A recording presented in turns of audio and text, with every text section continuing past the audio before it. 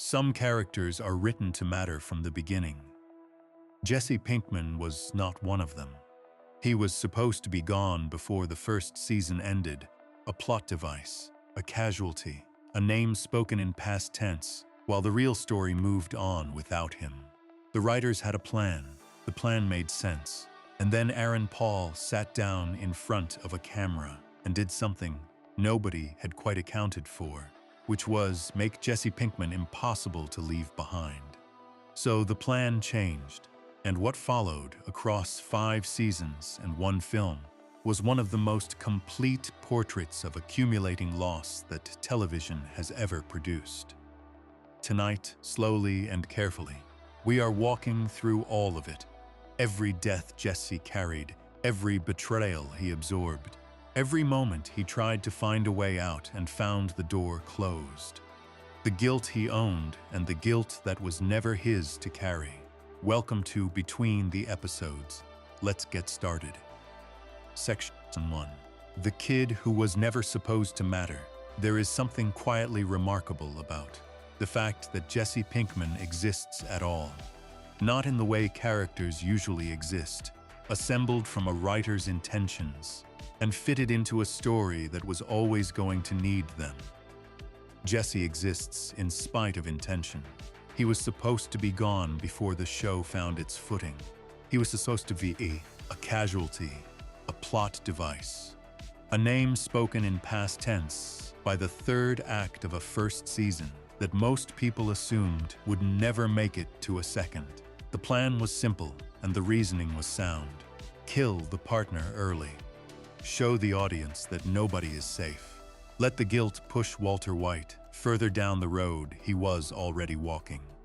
That plan never happened, and the reason it never happened is sitting somewhere between a labor dispute, a writer's room full of people who recognized something extraordinary when they saw it, and one actor from Emmett, Idaho, who turned a small-time drug dealer into the emotional heart of one of the most celebrated television dramas ever made.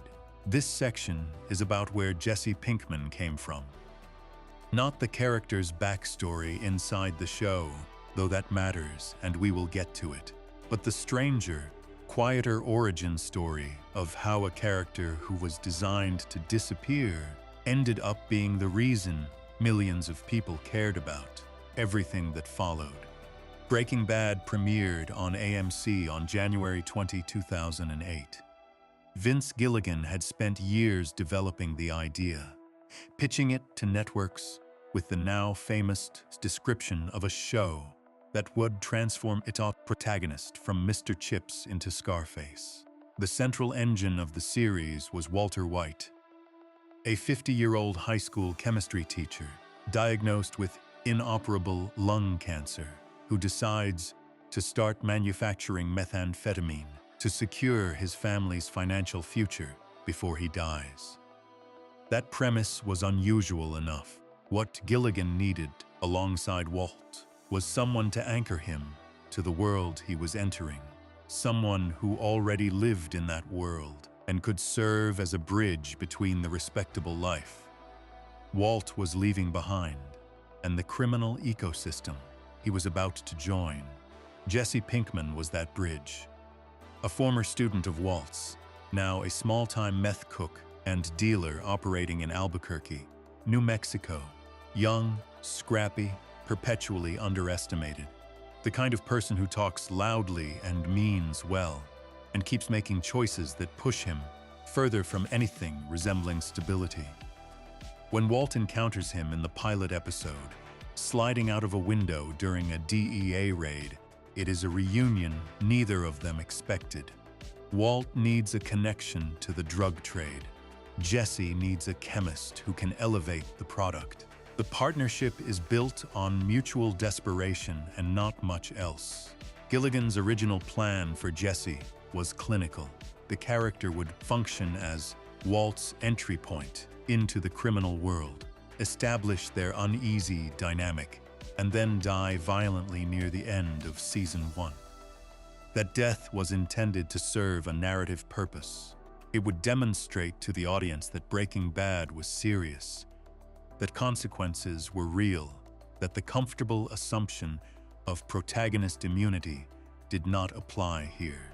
It would also give Walt a source of guilt substantial enough to fuel his ongoing transformation. Jesse's death in this early conception was supposed to matter more as a plot mechanism than as a human event. The episode that would have contained Jesse's death was never produced. The Hollywood writers' strike of 2007 and 2008, which halted production across the industry, meant that the final 2 episodes of Breaking Bad's first season were never written. The truncated season ended earlier than planned. Jesse survived by default, by the particular accident of labor action and industry economics, rather than any creative decision in his favor. But by the time that strike ended, something had already changed in the writer's room. Vince Gilligan, ill-spoken about this period in interviews over the years, with a clarity that suggests it was not a difficult thing to remember. By the second episode of the show, the room had already begun to understand that what Aaron Paul was doing with Jesse Pinkman was not what they had planned for. The character on the page was functional. The character on screen was something else. Paul brought a quality to Jesse that the writing alone had not accounted for, a kind of emotional transparency that made the audience feel what Jesse felt, almost before Jesse himself understood what he was feeling. The vulnerability was not performed. It read as genuine, which is a rarer thing in television than it should be. Gilligan said at a panel in 2011 that killing Jesse off would have been a huge, colossal mistake. He said everyone in the room knew it early. The writers' strike, he noted, did not save Jesse in any meaningful sense, because the decision had already been made before the strike became relevant. Jesse was too important to lose, not because the story demanded his survival, but because the person playing him had already made the audience need him to survive. That is an unusual thing to say about a character who had been on screen for less than 2 episodes. What Paul did with Jesse from the very beginning was establish a person who was failing visibly and honestly. Jesse, at the start of Breaking Bad, is not sympathetic in any convenient way. He is not a good person who made one bad choice. He is a young man who has made a series of choices, most of them self-destructive, and who carries a specific brand of embarrassment about who he is that he covers with bravado and noise. He calls people by the word that punctuated almost every sentence he spoke in the early seasons, a verbal tick that functioned as both deflection and armor. He talks about money and product and territory with the confidence of someone who has not yet been shown how small his operation actually is. But underneath that noise, Jesse was something the show needed and could not manufacture artificially. He had a conscience, not a loud one, not a moralistic one that announced itself in speeches. A quiet, persistent, inconvenient conscience that kept showing up at the moments the show needed someone to feel the weight of what was happening. Walt, as the series progressed, would gradually lose that quality. It would erode slowly, then quickly, then completely, until the man making decisions in the final seasons bore almost no resemblance to the frightened chemistry teacher in the pilot. Jesse moved in the opposite direction.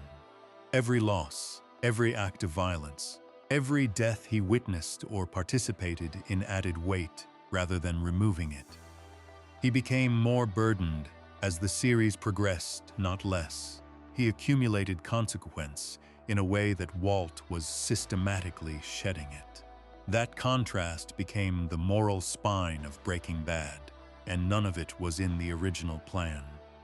Jesse's backstory, as the show revealed it gradually across 5 seasons, was not the backstory of a person destined for a life of crime. It was the backstory of a person who made a wrong turn early and could never quite find his way back to the road he had left. He grew up in Albuquerque, in a home that was outwardly comfortable and inwardly withholding. His parents were respectable people, and Jesse could not meet those expectations, no matter how many times he tried, and failed to want the things they wanted for him. He had a younger brother, Jake, who was everything Jesse was not in their parents' eyes. Jake was careful and obedient and talented in the ways that parents can point to and be proud of. Jesse was none of those things, and the show implies quietly that he knew it and had known it for a long time. The estrangement from his family that the series depicts was not a sudden rupture. It was the slow settling of something that had been leaning that way for years. What Jesse found, instead of family approval, was chemistry, not the academic kind, though it turned out he had a genuine aptitude for the technical work of manufacturing. What he found was a small group of people who did not measure him against an image he could never match. His friends, the people who would appear later in the series as Badger and Skinny Pete and Combo, were not successful by any conventional measure, but they were present. They showed up. And for a person who had spent his adolescence being reminded of his inadequacies in subtle and not so subtle ways, presence counted for more than it might have in a different life. He dropped out of high school. He ended up in Walt's chemistry class at some point before that, which is the connection the show uses to bring them together in the pilot. What Walt remembered of Jesse from that classroom was not encouraging. He had been a poor student, inattentive, unambitious, apparently uninterested in anything the class had to offer. Walt recalls him with a faint contempt in the early episodes, a residual judgment that never quite disappears from their dynamic, no matter how much the relationship changes over 5 seasons. What Walt did not see, because teachers rarely see it in students they have already written off, was that Jesse's disengagement from school had nothing to do with his capacity and everything to do with the particular mismatch between the environment and the person. Jesse was not stupid. He was in many ways perceptive in ways that formal education rarely rewards. He could read people. He could feel the emotional temperature of a room. He understood motivation and loyalty and betrayal with an instinctive accuracy that would serve him badly in the world he was about to inhabit, because those instincts kept leading him toward feelings that the drug trade punished people for having. By the time the series begins, Jesse is 23 years old and already carrying the particular exhaustion of someone who has been treated as a disappointment long enough to have partially believed it. He is not hopeless. That is important. Hopelessness would have made him simpler and less interesting. He still has ideas about the future. He still talks, sometimes, about things being different, getting out, setting up something legitimate. The specific shape of those dreams is vague because he has never had the stability required to fill in the details. But they exist, and the fact that they exist is what makes everything that happens to him afterward land the way it does. Because what happens to Jesse Pinkman across 5 seasons of Breaking Bad is not the story of a criminal getting what was coming to him. It is the story of a person who wanted a different life and kept being denied it by a combination of his own choices and the choices of someone who claimed to care about him while systematically dismantling every exit he tried to take. The character who was supposed to die in season 1 instead became the moral center of the entire series. He became the person through whom the audience experienced the human cost of what Walter White was building. Every loss Jesse suffered was a cost Walt incurred on his behalf without paying. Every death Jesse grieved was a consequence Walt had calculated and accepted. Jesse felt the weight. Walt felt the progress. That asymmetry, more than any plot twist or dramatic set piece, is the true engine of Breaking Bad. And it started with a character who was not supposed to survive long enough to feel anything at all. Vince Gilligan has said in various interviews that he believes the writer's strike saved the show. Not just Jesse specifically, but the show as a whole. Because killing Jesse when they had planned to would have closed off the narrative possibilities that made Breaking Bad what it eventually became. That might be true. It is also possible that the room would have found its way to the same understanding eventually, that the performance was clear enough and the potential obvious enough that they would have pulled back from the original plan regardless. What is certain is that the Jesse Pinkman, who survived Season 1 and walked into Season 2, was already different from the Jesse Pinkman on the page. He was already a person the audience had decided to follow. He was already someone carrying more than the script had assigned him to carry.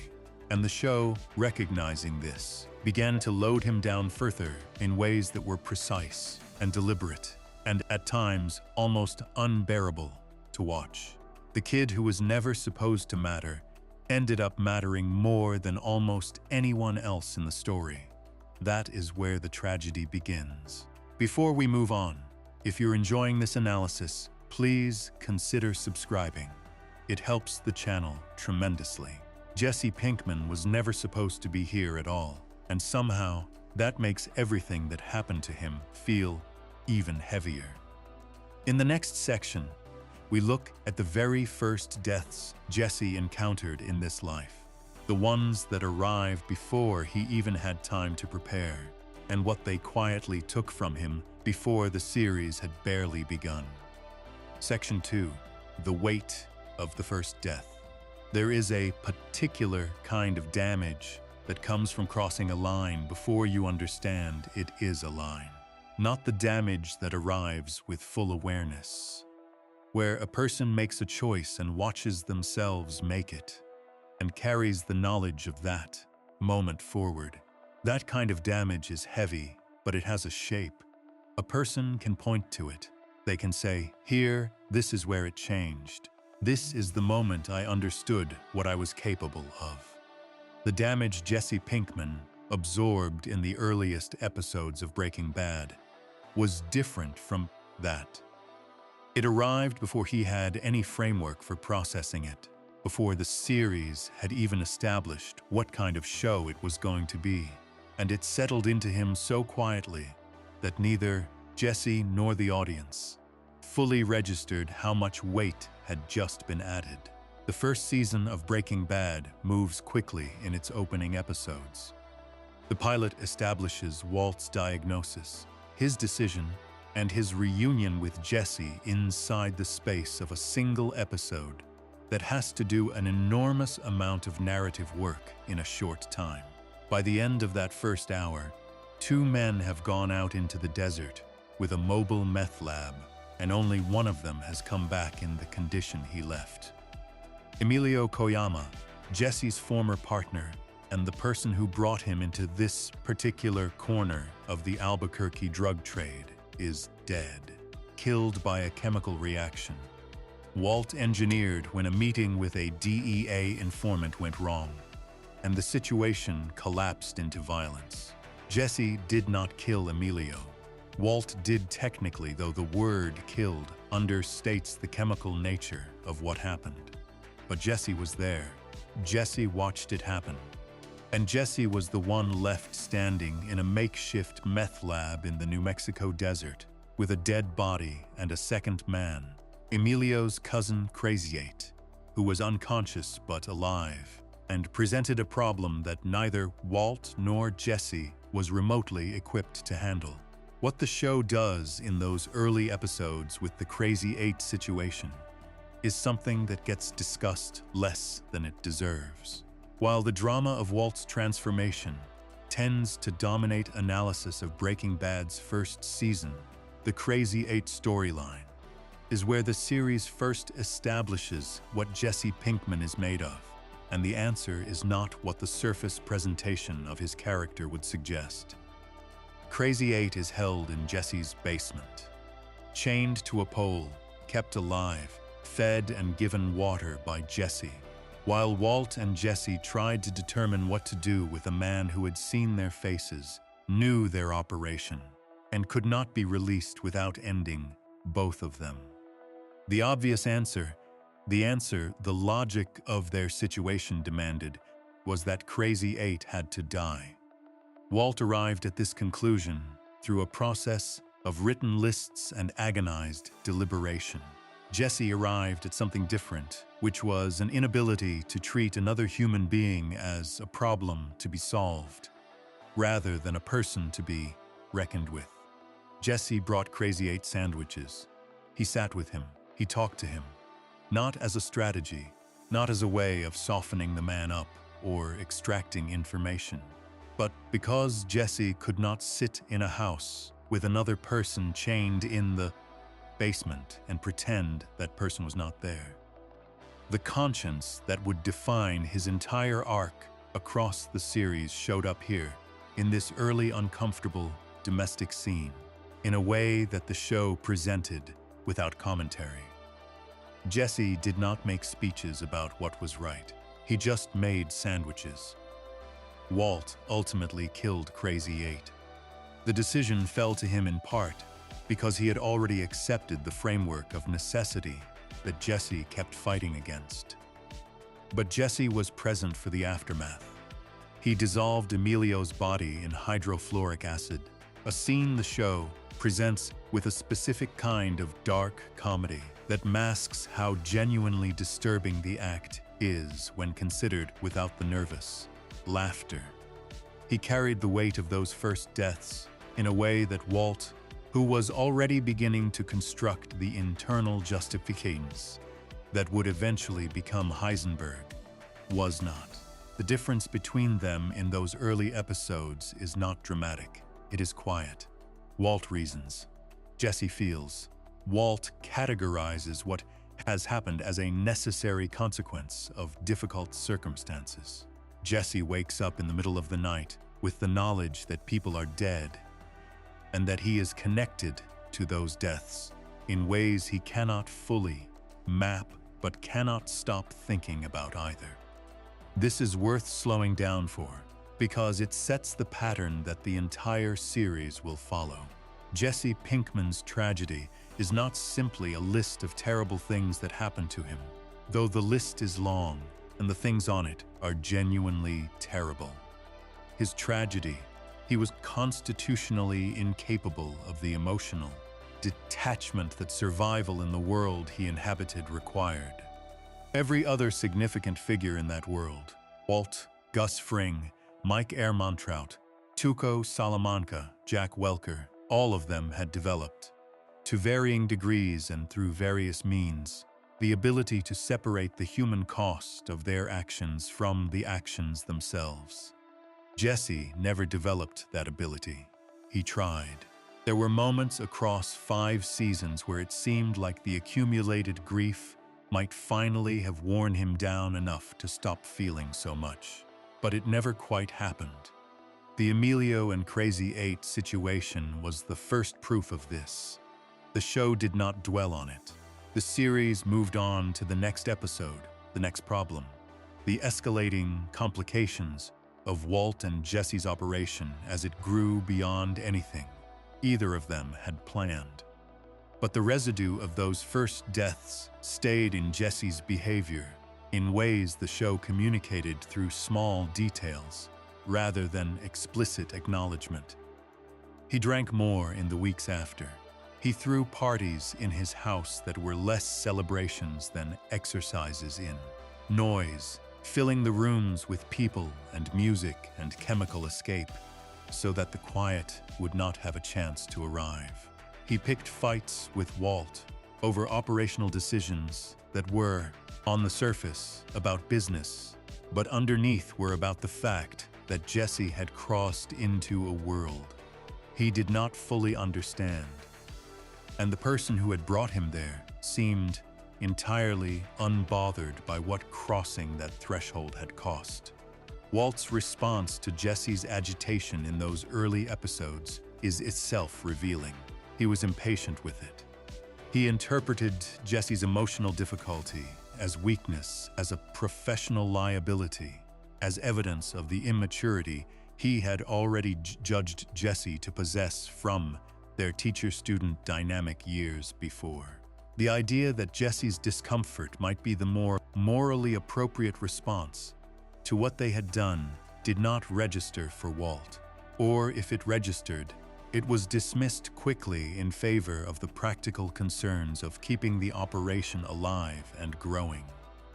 This dynamic, Walt's dismissal of Jesse's emotional responses as obstacles rather than information, is one of the most consistent and damaging elements of their relationship across all 5 seasons. It meant that Jesse had no one in his immediate environment who validated what he was feeling as legitimate. The people at his parties did not know what he was carrying. His family had already distanced themselves from him. Walt, the closest thing he had to a partner, and over time a father figure, repeatedly communicated that feeling things too deeply was a problem to be managed rather than a truth to be honored. So Jesse managed. He used drugs and noise and constant motion to keep the feelings at a distance that felt, from the outside, like he was functioning. And for a while, in the early seasons, it worked well enough that the show could move on to the next crisis, without stopping to examine the accumulating toll on the person most likely to feel it. But the toll was there. It was building from the first episode. From the moment Jesse watched a chemical reaction fill a tent with gas and understood, somewhere beneath the self-preservation instinct that kept him moving, that something had ended and something else had begun. Not just for Walt, for both of them. For Jesse perhaps more than for Walt, because Walt had a story he could tell himself about transformation and purpose, and providing for his family. Jesse had nothing like that. He had a partnership with a man who needed him, and a growing list of things he could not stop thinking about late at night when the music was turned off and the house was finally empty. The first deaths in Breaking Bad are often discussed in terms of what they meant for Walt, what lines he crossed, what they revealed about the direction his character was heading. That framing is understandable, given the show's central premise.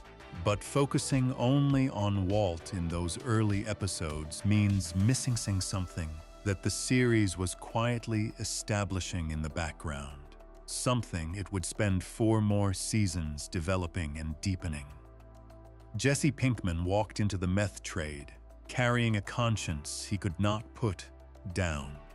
Every person he encountered, every death he witnessed or participated in, every loss he absorbed added to a weight that he did not have the philosophical architecture to process or the emotional support to survive intact.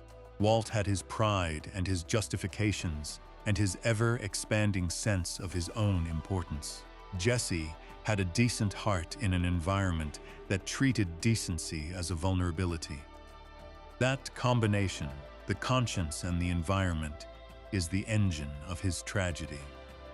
And it was already running in the first season, in the basement of a house in Albuquerque, where a young man brought sandwiches to someone he was going to help kill, because he could not figure out how to be in the same building as another human being without acknowledging their humanity. The show did not celebrate that quality in Jesse. It did not frame his sensitivity as heroism or his guilt as righteousness. It simply showed it consistently and without editorializing, and let the audience draw their own conclusions about what it meant that the character who felt the most was the one the story kept putting through the worst of it. By the end of season 1, Jesse Pinkman was already a different person than the one who slid out of that window in the pilot. The bravado was still there, because bravado is harder to lose than anything else. But something underneath it had shifted. He had been in the room when death happened. He had cleaned up after it. He had lain awake with the knowledge of it, and gotten up in the morning and gone back to work anyway. Because the alternative was to stop, and stopping meant sitting with everything he was trying to outrun. That is not the beginning of a story about a criminal finding his way in the world. That is the beginning of a story about a person losing something he would spend the rest of the series trying to get back, not always knowing what he had lost or exactly when the losing had started. It started here, in season 1, before most of the tragedy the series is known for had even arrived. That is what makes the first deaths matter, not what they did to the plot, what they did to Jesse. Before we move on, if you're enjoying this analysis, please consider subscribing. It helps the channel tremendously. The earliest deaths in Jesse's story arrived before he even had language for what they cost him, and that cost compounded quietly into something the show would keep returning to. Next, we look at the loss that finally broke the surface, the death of a friend that turned Jesse's grief outward and sent him into the darkest period of his early arc. Section 3, Combo and the End of Innocence. There is a difference between guilt and grief, and Jesse Pinkman spent most of his early arc confusing the two. Guilt is about what you did. Grief is about who you lost. In the aftermath of Emilio and Crazy 8, Jesse was carrying something that functioned more like guilt, a low, persistent awareness that he's had been present for deaths, that his involvement in the drug trade had made possible. He had not pulled a trigger. He had not made the decision that ended either of those lives directly, but he had been there, and being there was enough for the part of him that kept a running tally of things he could not explain away. Grief is different. Grief has a face. Grief has a history attached to it, shared meals and inside jokes, and the specific texture of knowing someone well enough to predict what they would say before they said it. Guilt can be intellectualized, argued with, buried under enough noise and chemical assistance to become manageable.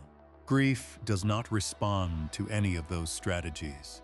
It arrives on its own schedule, and it stays until it is ready to leave, and no amount of distraction accelerates the process.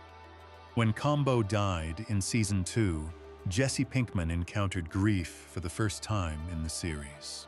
Real grief. The kind that does not respond to reasoning or distraction, or the particular brand of emotional suppression that had carried him through the first season. And the show, to its credit, did not rush past it. It sat with Jesse in that grief long enough for the audience to understand what had been lost, not just Combo the character, but something in Jesse himself that the loss took with it. Christian Ortega, known to everyone in his life as Combo, was one of Jesse's oldest friends. The show does not over-explain this. It does not dedicate episodes to their shared history or build elaborate backstory sequences to justify the emotional weight of his death. It communicates the depth of the friendship through small things, the ease between them, the specific shorthand of people who have known each other long enough to skip the middle parts of sentences, the way Jesse's whole body changes when Combo is in a scene, versus when he is dealing with Walt or Tuco or anyone else who makes him feel the gap between who he is and who he is expected to be. Combo was selling meth on Jesse's behalf in Season 2. The operation that Walt and Jesse had built was growing faster than their distribution network could handle. And Combo was one of the people Jesse had brought in to move product in the streets. He was not a professional criminal in any meaningful sense. He was Jesse's friend, doing Jesse's work in a neighborhood that Jesse had assigned to him, standing on a corner selling a product whose supply chain ran through some of the most dangerous people in the Albuquerque drug trade. He was shot dead by a child on a bicycle working for a rival gang. The specifics of how it happened matter, because they illuminate something about the world Jesse had helped build without fully understanding its dimensions. The corner Combo was working had been claimed, not by someone at Combo's level, not by someone Jesse could have reasoned with or negotiated around, but by people connected to interests far larger than anything Jesse had considered when he drew his distribution map. The child on the bicycle was not acting independently. He was doing what he had been told to do by people who treated territorial enforcement as routine business. Combo died because Jesse put him on that corner. Jesse knew this. He did not need anyone to explain the causal chain to him.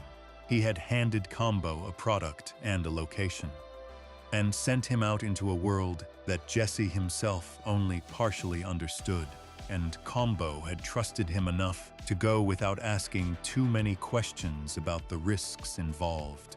That trust, freely given, had gotten Combo killed. The guilt and the grief arrived together this time, layered on top of each other in a way that made it impossible to separate one from the other. Jesse was not just mourning a friend. He was mourning a friend whose death he had caused, at least in the sense that mattered to Jesse's conscience, which did not traffic in legal distinctions or degrees of culpability. He had made a choice that put Combo in a dangerous place, and Combo was dead, and the line between those two facts was short and straight and impossible to look away from. The show depicts Jesse's response to Combo's death through the lens of what he turns toward rather than what he says. He does not give a speech. He does not confront Walt with an ultimatum or make any of the gestures toward moral clarity that a less precisely written series might have reached. 4. He disappears into drugs, specifically into heroin, though the series handles the progression toward harder substances with enough deliberateness that it reads as a logical extension of the coping mechanisms Jesse had already been using rather than a sudden dramatic turn. He had been using meth on and off throughout the early seasons, which the show depicts with a particular irony, given that he was manufacturing and selling the substance for a living. The escalation toward heroin after Combo's death was different. It was not recreational in any recognizable sense. It was not even self-medication in the functional way that term is sometimes used. It was self-erasure, a systematic attempt to spend as much time as possible in a state where the weight of what had happened could not reach him. This is the first time the show explicitly connects Jesse's drug use to emotional survival rather than lifestyle or habit. It is a significant shift in how the series frames his addiction, moving it from character texture to character wound. Jesse was not using because he liked being high, though that had been part of it earlier. He was using because sobriety meant sitting with the knowledge Combo was dead, and that Jesse had put him in the path of that bullet, and that knowledge was more than he had the resources to hold without chemical assistance. Walt's response to this period in Jesse's life was characteristic. He was frustrated by it, not because he was worried about Jesse as a person, though he would have described his concern in those terms if pressed. He was frustrated because Jesse's grief was making him unreliable as a business partner because the operation needed Jesse functional, and Jesse was anything but. The idea that Jesse's collapse was a proportionate human response to a genuine tragedy did not factor meaningfully into Walt's calculations. What factored in was that they had a product to move, and Jesse was not in a condition to help move it. This gap between how Walt experienced Jesse's grief and how Jesse experienced it is one of the show's most quietly devastating ongoing threads. Walt consistently read Jesse's emotional responses as operational problems. Jesse, for whom emotion was never separate from action, could not understand how Walt remained so apparently untouched by the human cost of what they were doing. The two men were living inside completely different versions of the same events. Walt's version was a story about building something. Jesse's version was a story about losing things, and the losses were coming faster than he could process them. Combo's death also marked the point at which Jesse began to understand.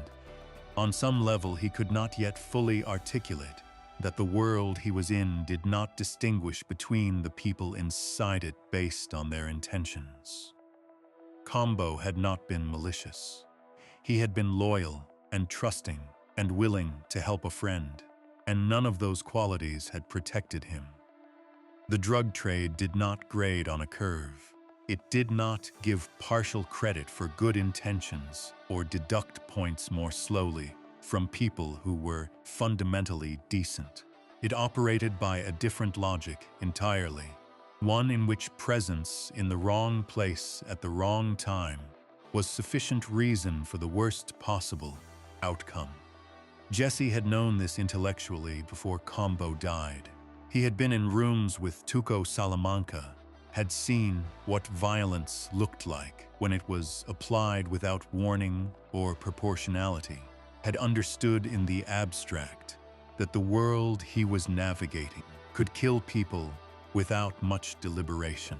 But abstract knowledge is a different thing from visceral knowledge, and Combo's death converted what Jesse had known intellectually into something he now knew in his body, in the specific physical way that grief operates.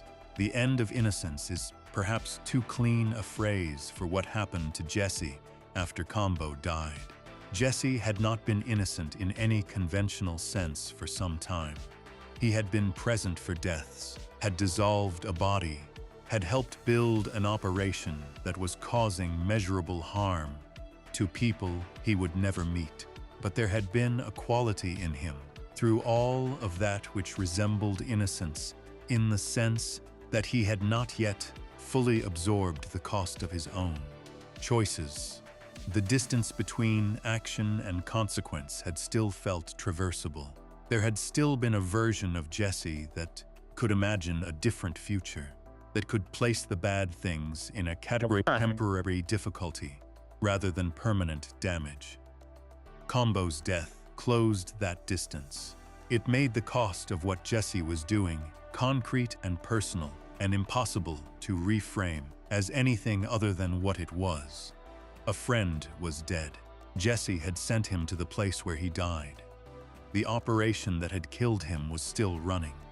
And Jesse, who felt all of this with a completeness that Walt would never understand, had to find a way to keep existing inside a life that had just demonstrated it was capable of taking the people he loved. The heroin was the answer he found. Not a good answer, not a sustainable answer.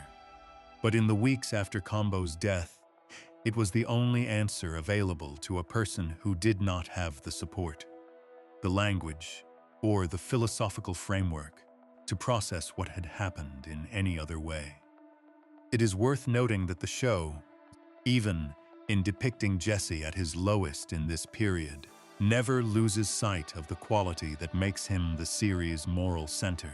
He is not a sympathetic drug addict in the way that television sometimes constructs addicted characters, soft-lit and pitiable, stripped of agency in ways that make them easier to feel sorry for. Jesse, in his grief, is chaotic and self-destructive and genuinely difficult to be around. He is also unmistakably a person in tremendous pain who has lost someone he loved and has no resources adequate to the loss. That combination, the difficulty and the pain existing together, without one canceling the other, is what the show keeps returning to with Jesse throughout all 5 seasons. He is never easy to watch. He is never uncomplicated. He is never the kind of tragic figure who makes tragedy look beautiful. His suffering is ungainly and loud and sometimes ugly, which is what real suffering looks like, and the show's commitment to depicting it honestly, rather than aesthetically, is one of the things that separates Breaking Bad from the prestige dramas that use grief as an atmosphere rather than a force. Combo's death was the first proof of this commitment. The show did not use him as a plot device and move on. It stayed with what his death did to Jesse long enough to establish that the consequences of violence in this world were not resolved by the next episode's cold open. They accumulated, they compounded. They lived in Jesse's body and shaped his behavior and altered his relationship to the future in ways that would take seasons to fully manifest. The kid who threw parties to keep the quiet away was now using heroin to achieve the same purpose. The noise had just changed form, and the quiet, when it came, was going to be even heavier than before. Before we move on, if you're enjoying this analysis, please consider subscribing. It helps the channel tremendously. Combo's death broke something in Jesse that drugs could temporarily numb but never actually repair. And just as he was beginning to surface from that grief, something far worse was waiting. A loss so precisely painful that the show would spend multiple seasons dealing with its aftermath. Next, we talk about Jane. Section 4, Jane. Some losses arrive loudly. They announce themselves with a kind of dramatic force that leaves no ambiguity about their significance. No question about how much weight they are supposed to carry. The people around you see it happen. The event has witnesses. The grief is public and therefore, in some small way, shared. Jane Margolis did not die that way. She died quietly, in the middle of the night, in a bedroom Jesse did not know Walt had entered. She died while Jesse slept beside her, which meant that Jesse woke up to the aftermath, rather than the event itself. He woke up next to someone who had been alive when he fell asleep and was not alive anymore, and the specific horror of that gap, of the unbridgeable distance between the last moment he had seen her breathing and the moment he understood she was not, is something the show communicates without dialogue or score or any of the conventional tools television uses to signal that something important just happened. Jesse's scream when he realizes Jane is dead is one of the most genuinely distressing sounds in the series. Not because it is performed dramatically, because it does not sound performed at all. Before any of that, though, there was Jane herself, and Jane deserves to be understood as a complete person before she is understood as a loss, because the show took care to build her as someone real and reducing her to the role her death plays in Jesse's story does a disservice to what the series was doing with her character. Jane Margolis was Jesse's neighbor and, eventually, his landlord. She was a tattoo artist, sharp-minded and self-contained, with a dark sense of humor and a quality of stillness that was unusual in Jesse's world, which tended to run loud and fast and without much room for quiet observation. She was also a recovering addict, heroin specifically, which the show establishes early enough that the audience understands the risk. The moment Jesse and Jane begin spending real time together, Their relationship developed gradually across season 2 in a way that felt honest rather than convenient. Jesse was not looking for a relationship. He was in the middle of Combo's aftermath, using drugs to keep grief at a manageable distance, operating on the fumes of whatever stability he had left. Jane was not looking for a relationship either. She had a recovery to protect and a life she was carefully rebuilding, and she was aware enough of her own vulnerabilities to understand that proximity to someone like Jesse carried specific risks. But they found each other anyway, in the way that people find each other when they are both carrying heavy things and happen to be standing close enough to feel the weight. What developed between them was not a simple love story. Though it had the texture of one in its early stages, it was more like two people recognizing in each other a particular quality of damage that made the other person feel less alone in their own. Jesse saw in Jane someone who understood the specific exhaustion of trying to be better than your worst impulses. Jane saw in Jesse someone who was genuinely trying, in his chaotic and imperfect way, to be something other than what the world had decided he was. She was good for him in the early stages. She stabilized him in ways that the show communicated through his demeanor, through the slight easing of the perpetual tension he carried, through the fact that he was sleeping and eating and functioning with a regularity that had been absent since Combo died.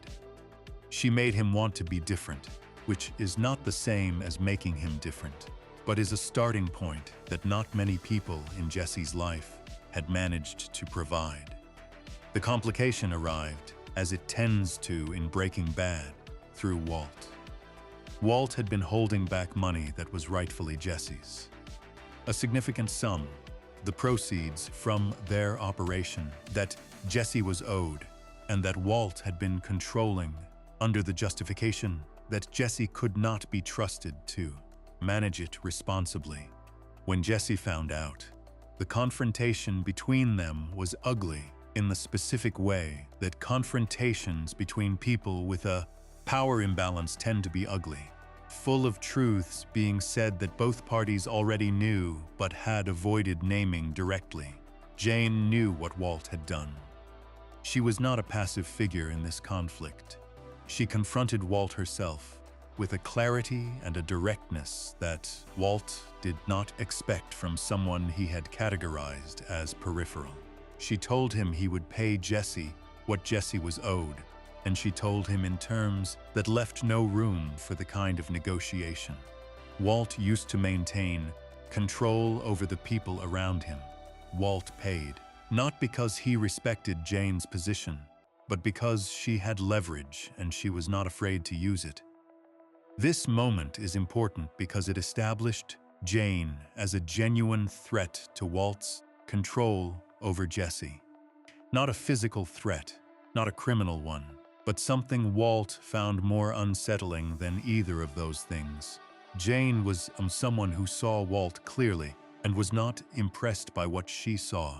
She was someone who actively supported Jesse's autonomy rather than undermining it. She was someone who, if she remained in Jesse's life, might provide him with enough stability and enough of a counter-narrative to Walt's influence that Jesse might actually find a way out. Walt understood this.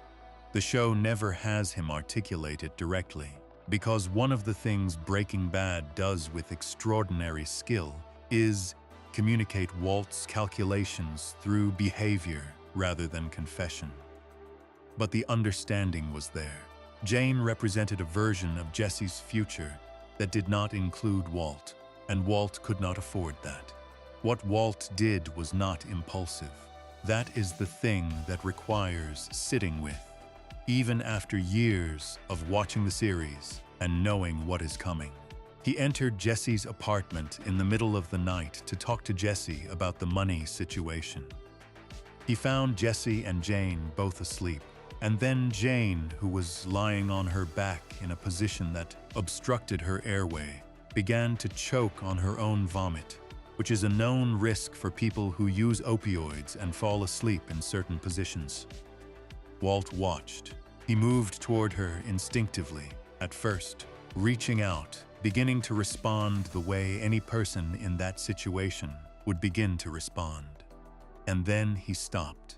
He stepped back. He put his hands in his pockets, and he watched Jane Margolis die. The scene is filmed without music, without dialogue.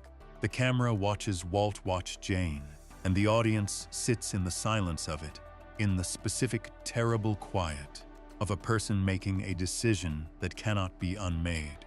Walt did not kill Jane in the way that the word killing is usually used. He did not act. But inaction in that moment was its own kind of act. He chose not to save her. He chose to let the situation resolve itself in a way that removed her from the equation. Jesse did not know any of this. That is perhaps the most important fact about what happened to Jesse Pinkman in Season 2. He grieved Jane without knowing what had actually happened. He blamed himself, because Jesse always blamed himself, because his conscience was calibrated to absorb blame rather than distribute it. He had been the one who Jane using again.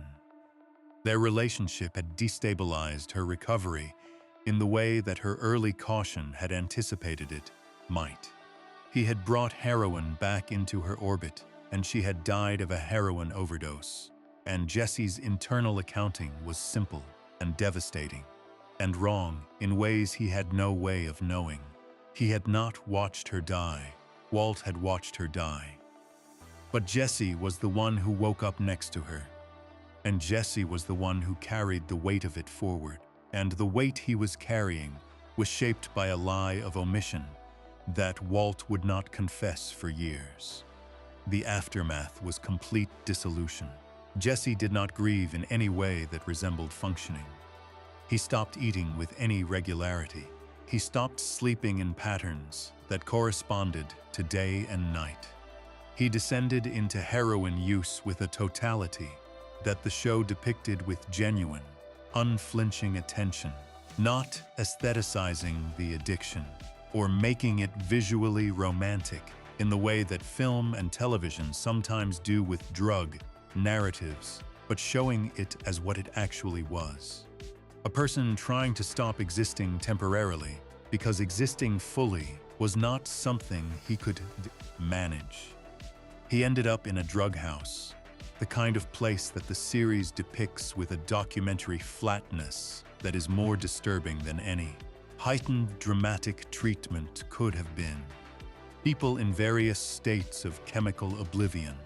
A child wandering the space without supervision. Jesse somewhere in the middle of it, not present in any meaningful sense. Reduced to the bare biological minimum of continuing to breathe. Walt found him there. Walt, who had watched Jane die, and then gone home and gone about his life with the particular efficiency of a person who has decided that his own survival justifies whatever it requires. Walt, who looked at Jesse in that drug house and saw not a person he had failed, catastrophically, but a resource he needed to recover and return to usefulness. He arranged for Jesse to be admitted to a rehabilitation facility. The show presents this as a version of care, and in the narrowest transactional sense it was. Walt did not want Jesse to die. He wanted Jesse to be functional again, to be capable of the work that kept their operation running. The rehabilitation was real in its effects, even if the motivation behind it was not purely compassionate. Jesse emerged from that facility changed in ways that were visible and genuine.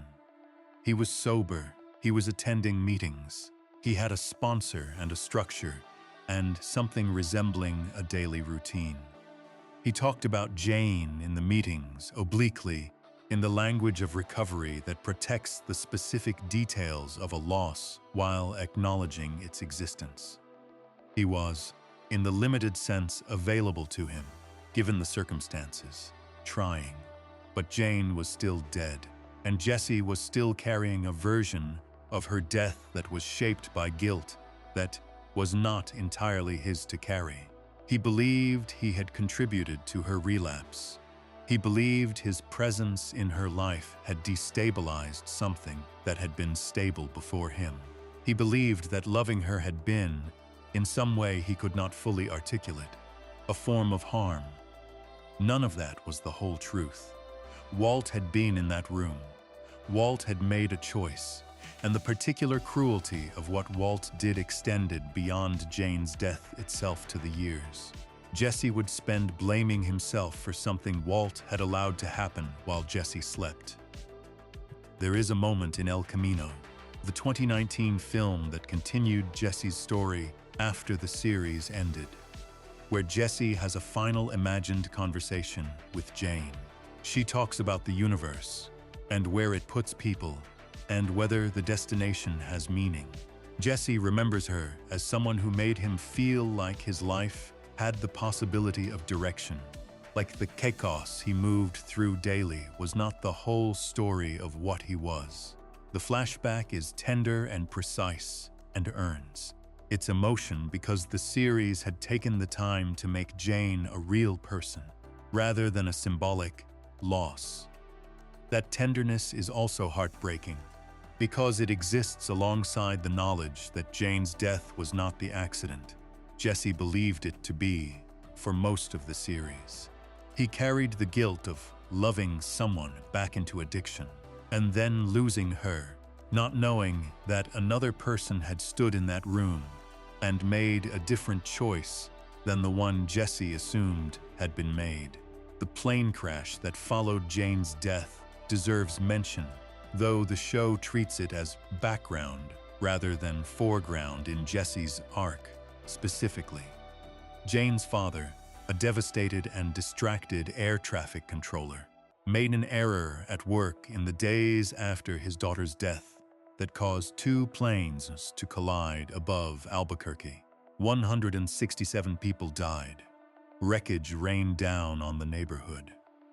Walt found a single pink sneaker in his backyard pool. Jesse did not know about the causal chain connecting Jane's death to the plane crash. He could not have known, but the show places it in the season's architecture as evidence of the scale of consequence that radiates outward from a single point of damage. Jane died. Her father was destroyed by the loss.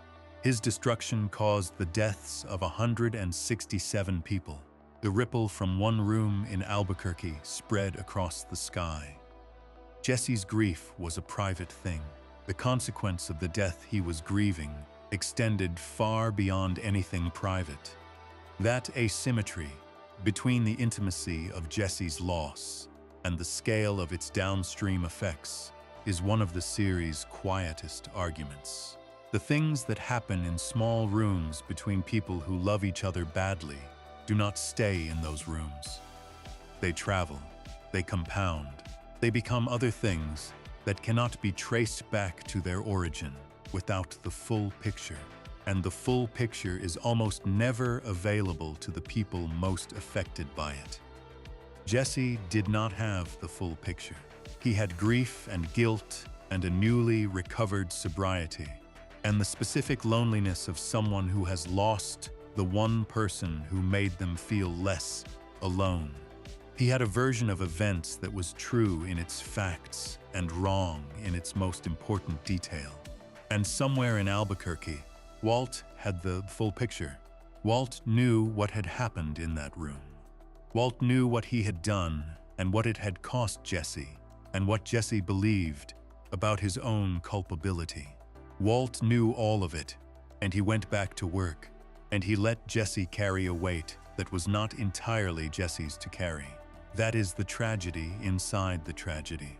Not just that Jane died, but that Jesse grieved her wrong, alone, without the information that would have changed everything about how he understood that night, that loss, and his own role in it. He would not get that information for years. And by the time Walt finally told him the truth, Jesse would be in a position where the revelation could only destroy, not repair. Before we move on, if you're enjoying this analysis, please consider subscribing. It helps the channel tremendously. Jane was the loss that hollowed Jesse out most completely, and the truth about how she died would remain hidden from him for seasons, quietly poisoning everything he thought he understood about his own guilt. Next, we look at the moment Jesse was asked to do something no amount of grief had yet prepared him for. The night he walked into Gail Boetticher's apartment and came back as a different person. Section 5. Gail and the soul Jesse lost. There is a specific kind of burden that arrives not from what happens to a person, but from what a person does. Everything up to this point in Jesse's story had been about absorbing loss, absorbing guilt, absorbing the downstream consequences of a world he had entered without fully understanding its dimensions. Emilio and Crazy 8 had happened around him. Combo had been taken from him. Jane had been taken from him, though he did not yet know the full truth of how. Each of those losses had cost him something real and permanent, had added weight to a person who was already carrying more than he had the resources to hold. But they were losses in the passive sense, things done to Jesse, or things that happened in his vicinity, connected to his choices, but not executed by his hands. The night Jesse Pinkman drove to Gail Boetticher's apartment changed the nature of his tragedy entirely. It converted him from a person things happened into a person who made something happen. That conversion is irreversible. You cannot uncross that kind of line. You can grieve crossing it, regret it, carry it forward with every variation of guilt the human mind is capable of generating.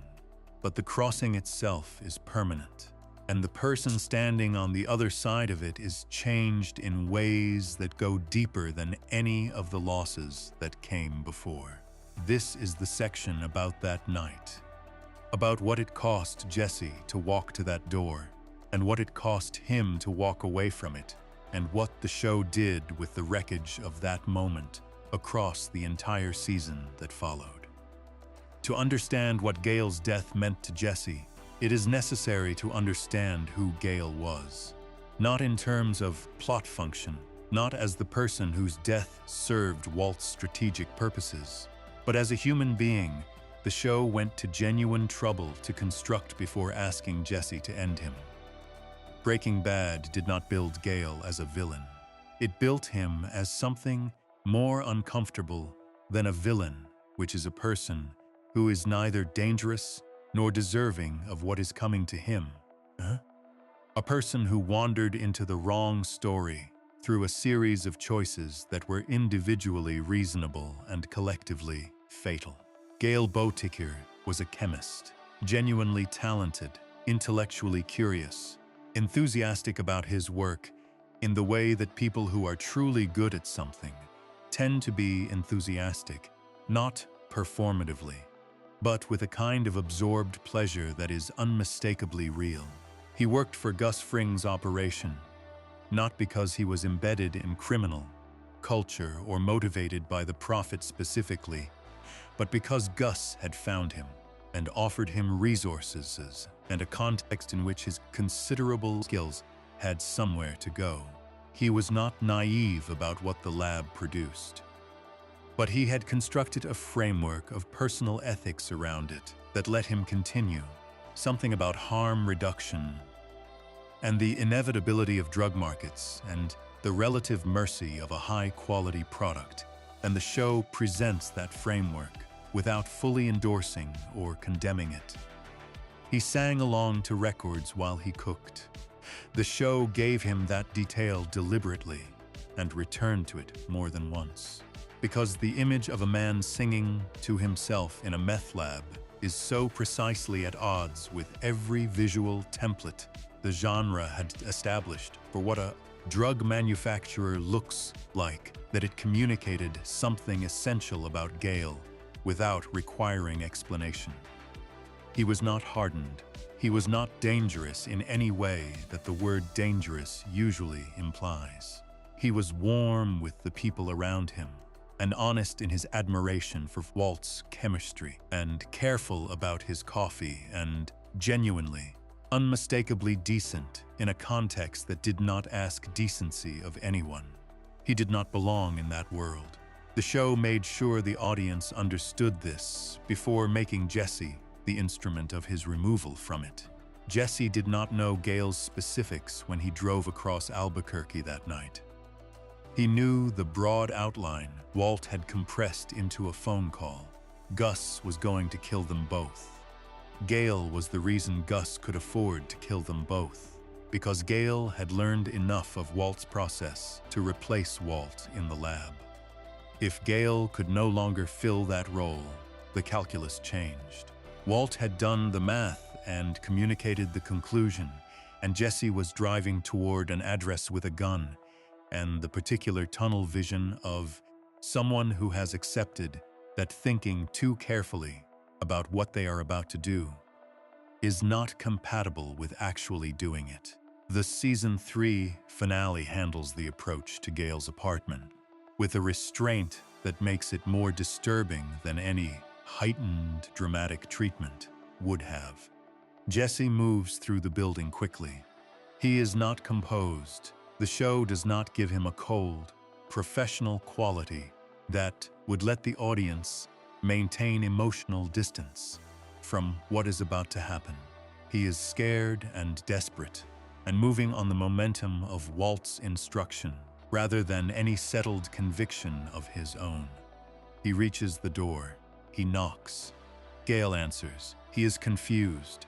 He recognizes Jesse from the lab, and his face carries the particular open uncertainty of someone trying to orient themselves to an unexpected situation. He has no idea what is happening. He is standing in his own doorway, in his own apartment, at the end of an ordinary evening, and a young man he knows tangentially from work is at his door with an expression that does not make sense. Jesse looks at him. The screen cuts to black on the sound of the shot. What the show chose not to show is as important as what it showed.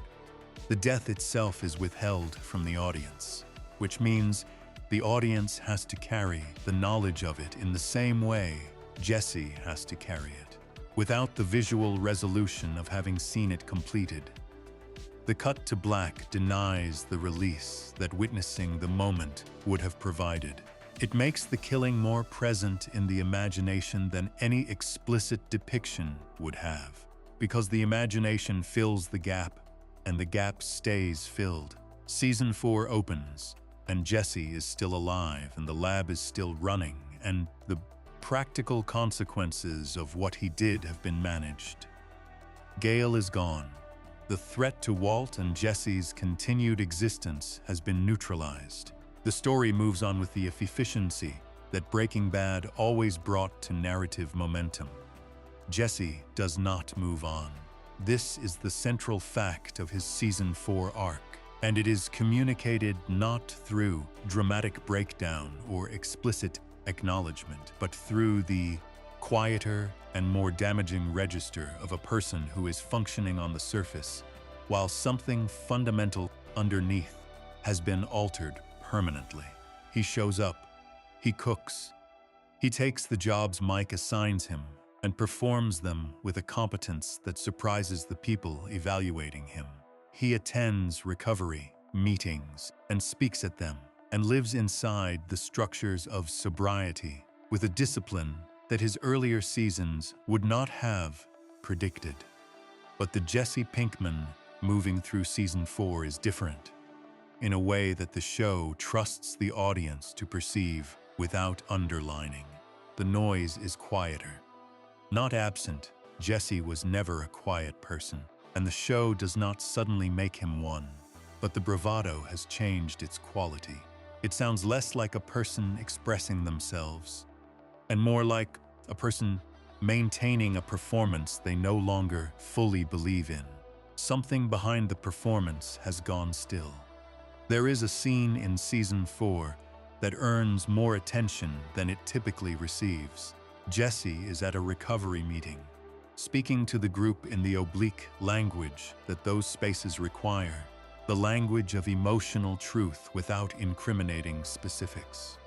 He talks about doing something bad, about doing it because someone he trusted told him it had to be done, about not knowing whether the reason made it better or worse or simply different from a bad thing done for no reason at all. The group responds with acceptance and the particular compassion of people who understand that the room is built to hold difficult things without judgment. Jesse listens to the responses with an expression the show holds long enough to read. The comfort is real. He is genuinely receiving something from the room, from the fact of being in a space where confession is met with understanding rather than consequence. But underneath the reception of that comfort is something else, a quiet awareness that the framework being offered does not quite fit the specific shape of what he is carrying. Recovery meetings are built to address the ordinary failures of addiction, the self-destruction and the harm to relationships and the choices made in the grip of chemical dependency. They are not built to hold what Jesse is holding, which is the memory of another person's face in the moment before Jesse ended them.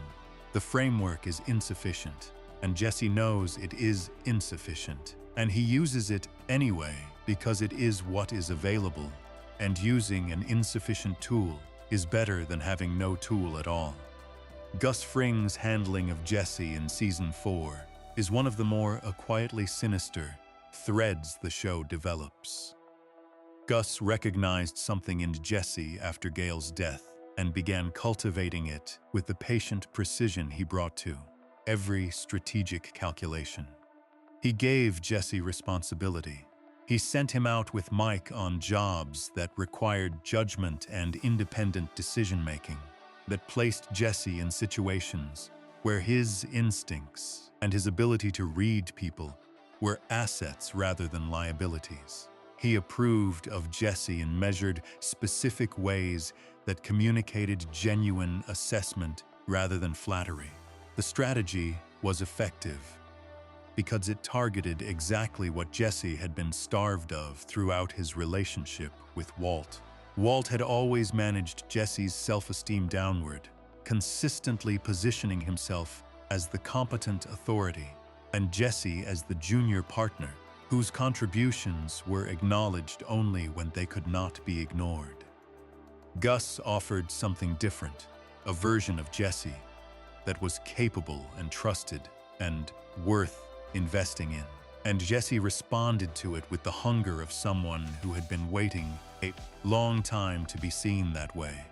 It is worth being clear about what Gus was doing, because the show is clear about it, even when it doesn't state it directly. Gus was not interested in Jesse's well-being. He was interested in Jesse as a resource, in the particular way that Gus was interested in all his resources, which was to say, with precision and without sentiment. The warmth he extended was instrumental. The responsibility he offered was calculated. He was separating Jesse from Walt's influence, not because Jesse deserved better than Walt was giving him, though Jesse did deserve better, but because a Jesse who was loyal to Gus rather than to Walt was more useful than a Jesse who remained in Walt's orbit. Jesse could feel the strategy operating in the way that people who are perceptive about motivation can feel when they are being managed, even when the management is skillfully done. He was not fully deceived by Gus, but he was also genuinely receiving something from the arrangement that he needed. And the part of him that needed it was louder than the part that could identify the calculation behind the offering. Walt's response to Jesse's psychological state after Gail is revealing in its own way. Walt was grateful in the particular way that Walt's character was grateful for anything by Season 4, which is to say with a gratitude that was real but filtered through his own self-regard. He told Jesse that what Jesse had done had been necessary. that it had saved both their lives, that Jesse should not carry it so heavily. These were not lies exactly. They were true in the limited frame Walt was applying to the situation. What they were not was adequate.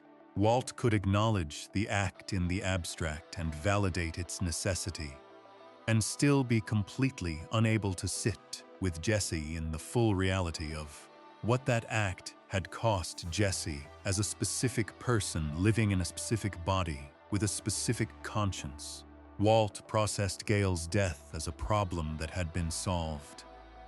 Jesse processed it as something that lived in him permanently and changed the texture of every day that followed. Walt did not have the architecture to fully receive that difference. And Jesse, who had spent years reading Walt's limitations more accurately than Walt read his own, understood this without being able to say it cleanly. He kept coming back anyway. The father-son dynamic that the show had been building since the pilot was too deeply embedded to simply step out of, and Jesse's need for Walt's approval, diminished but not extinguished even by everything that had accumulated, kept him in the orbit of someone who was consistently taking more from him than he was returning. Gail's death made Jesse complicit in Walt's world in a way that permanently altered the geography of possible exits. Before that night, Jesse could theorize about leaving. He could imagine paths that led somewhere different, versions of his future that did not require accounting for what he had done. After that night, those paths changed shape. He had killed someone at Walt's direction. That act bound them together with the specific adhesive of shared violence, and Jesse was now carrying something that made the distance between himself and any other life feel much greater than it had before. The soul that had carried him through the early seasons was not gone. The show is too careful to suggest that. His conscience was still operational, still the moral center of the series, still the quality that made the audience's investment in him meaningful. But it was carrying something new now, something with a specific weight and a specific shape, something that did not diminish with time the way ordinary burdens sometimes do. He had crossed a line that could not be uncrossed. Everything that followed had to be built around that fact. Before we move on, if you're enjoying this analysis, please consider subscribing. It helps the channel tremendously. Gail's death marked the point of no return for Jesse's sense of who he was. A line crossed that no amount of recovery meetings or forward motion could uncross. But even with that weight settled permanently into him, Jesse still had lines he would not cross. And the next section is about the moment one of those lines was violated for him by someone else, in broad daylight, in front of his eyes, and what it cost him to witness it. Section 6. The Boy on the Dirt Bike. There is a moment in Breaking Bad that the show does not linger on. It does not underline it with music that tells the audience how to feel. It does not slow down into the kind of extended dramatic sequence that signals through its own length and weight that something of significance is happening. It moves quickly, almost casually, the way that the worst things sometimes move in real life, arriving before the people present have had time to prepare for them or assign them the gravity they deserve. A boy on a dirt bike comes over a hill. He sees 3 men celebrating near a drainage tank in the New Mexico desert. He waves at them, the uncomplicated wave of a child who has not yet learned to be suspicious of adults in unfamiliar situations. Todd Alquist waves back, and then he shoots the boy once in the chest. Drew Sharp was 14 years old. He had been riding his dirt bike in the desert outside Albuquerque, following a tarantula he had spotted and captured in a jar, doing the specific kind of solitary outdoor wandering that exists in the space between childhood and adolescence. He was not involved in anything.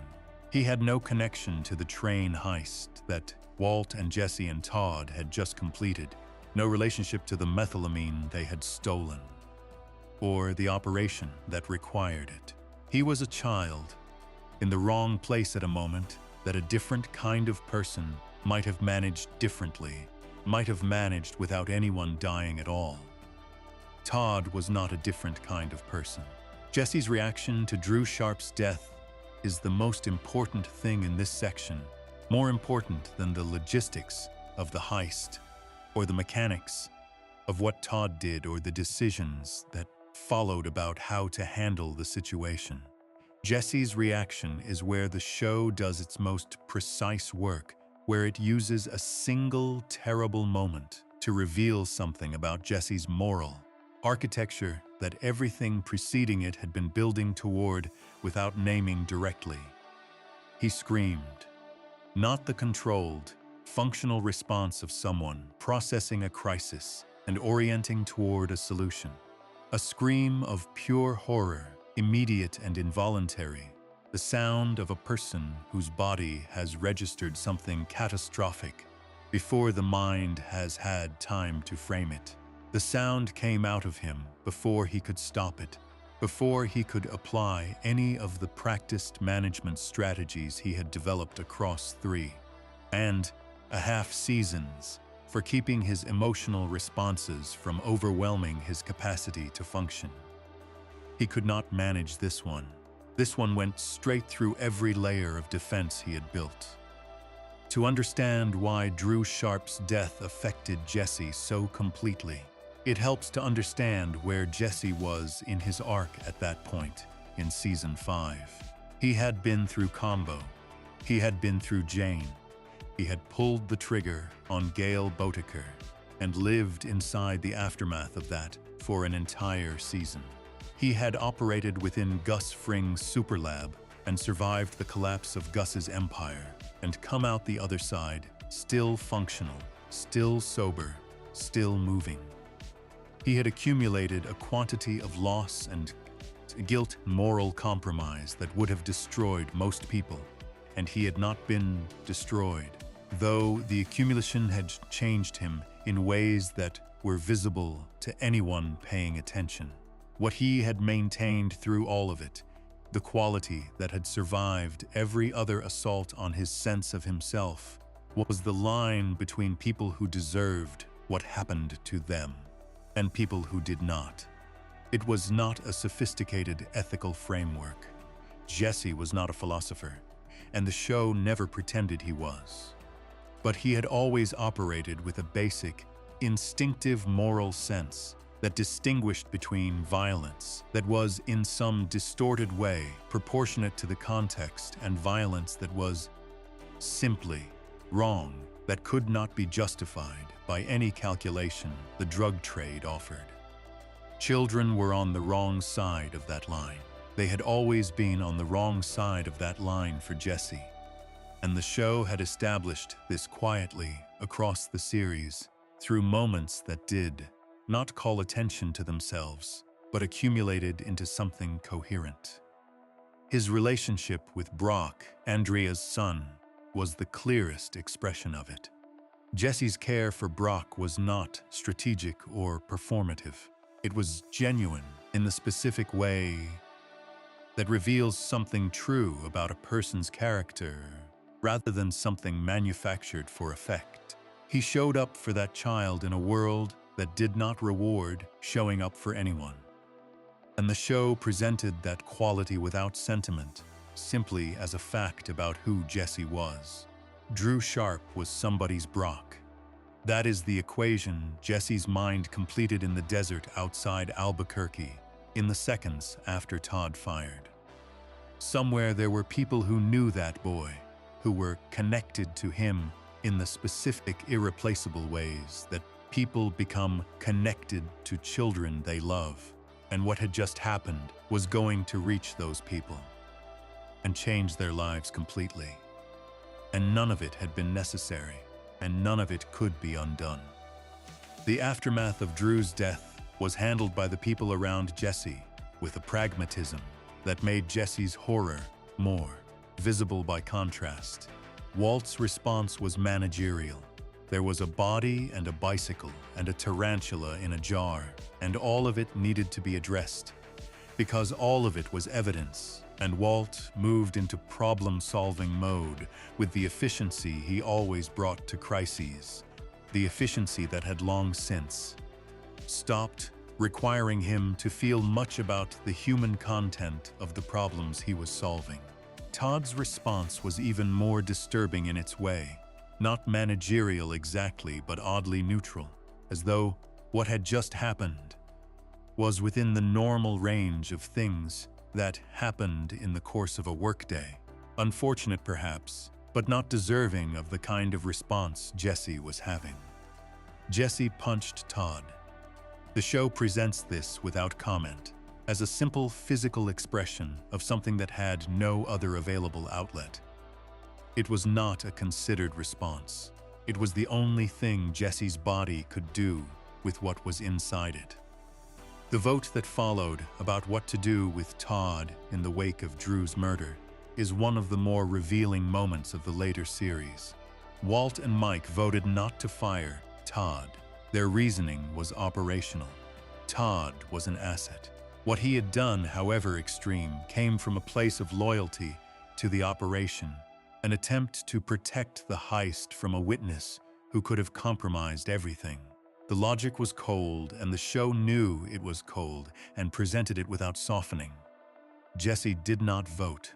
He sat outside and did not participate in a conversation that was treating the murder of a child as a human resources question.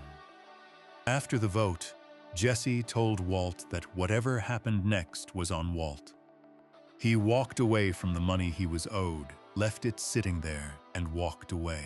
He was not making a speech. He was not performing a moral position for an audience. He was simply at the end of something, at the boundary of what he could absorb and continue within. And the boundary had been reached, and he was done. He was not done, of course. The show had 2 more seasons to run, and Jesse's story was far from finished.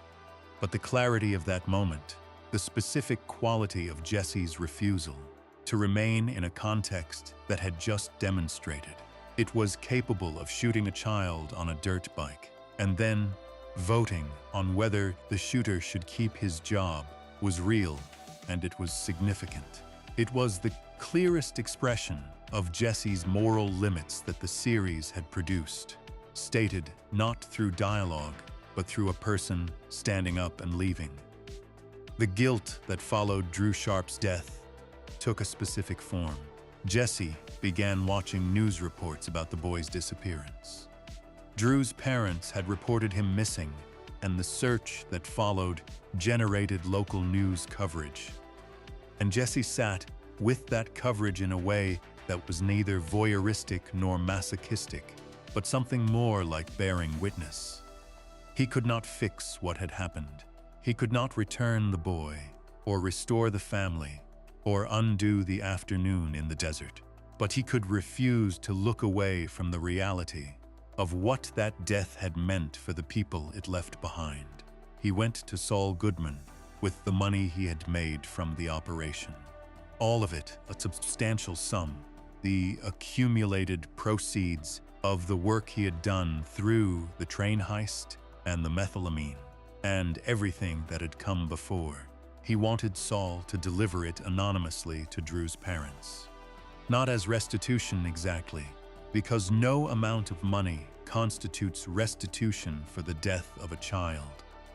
More as a gesture toward the reality of what had happened, an acknowledgement that the boy's life had value, and that the people who loved him deserved something, even if the something available was inadequate to the loss.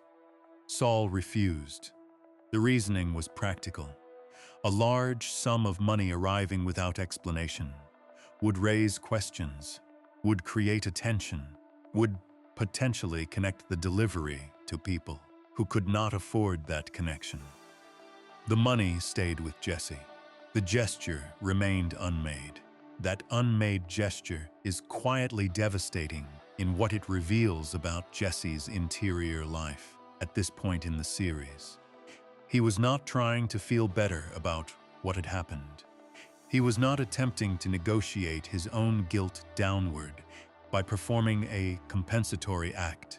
He was trying to do something for people he would never meet because a child was dead. And the child, being dead, was connected to Jesse's choices. And Jesse understood that connection in the specific, unavoidable way that his conscience had always forced him to understand the connections between his choices and their human costs.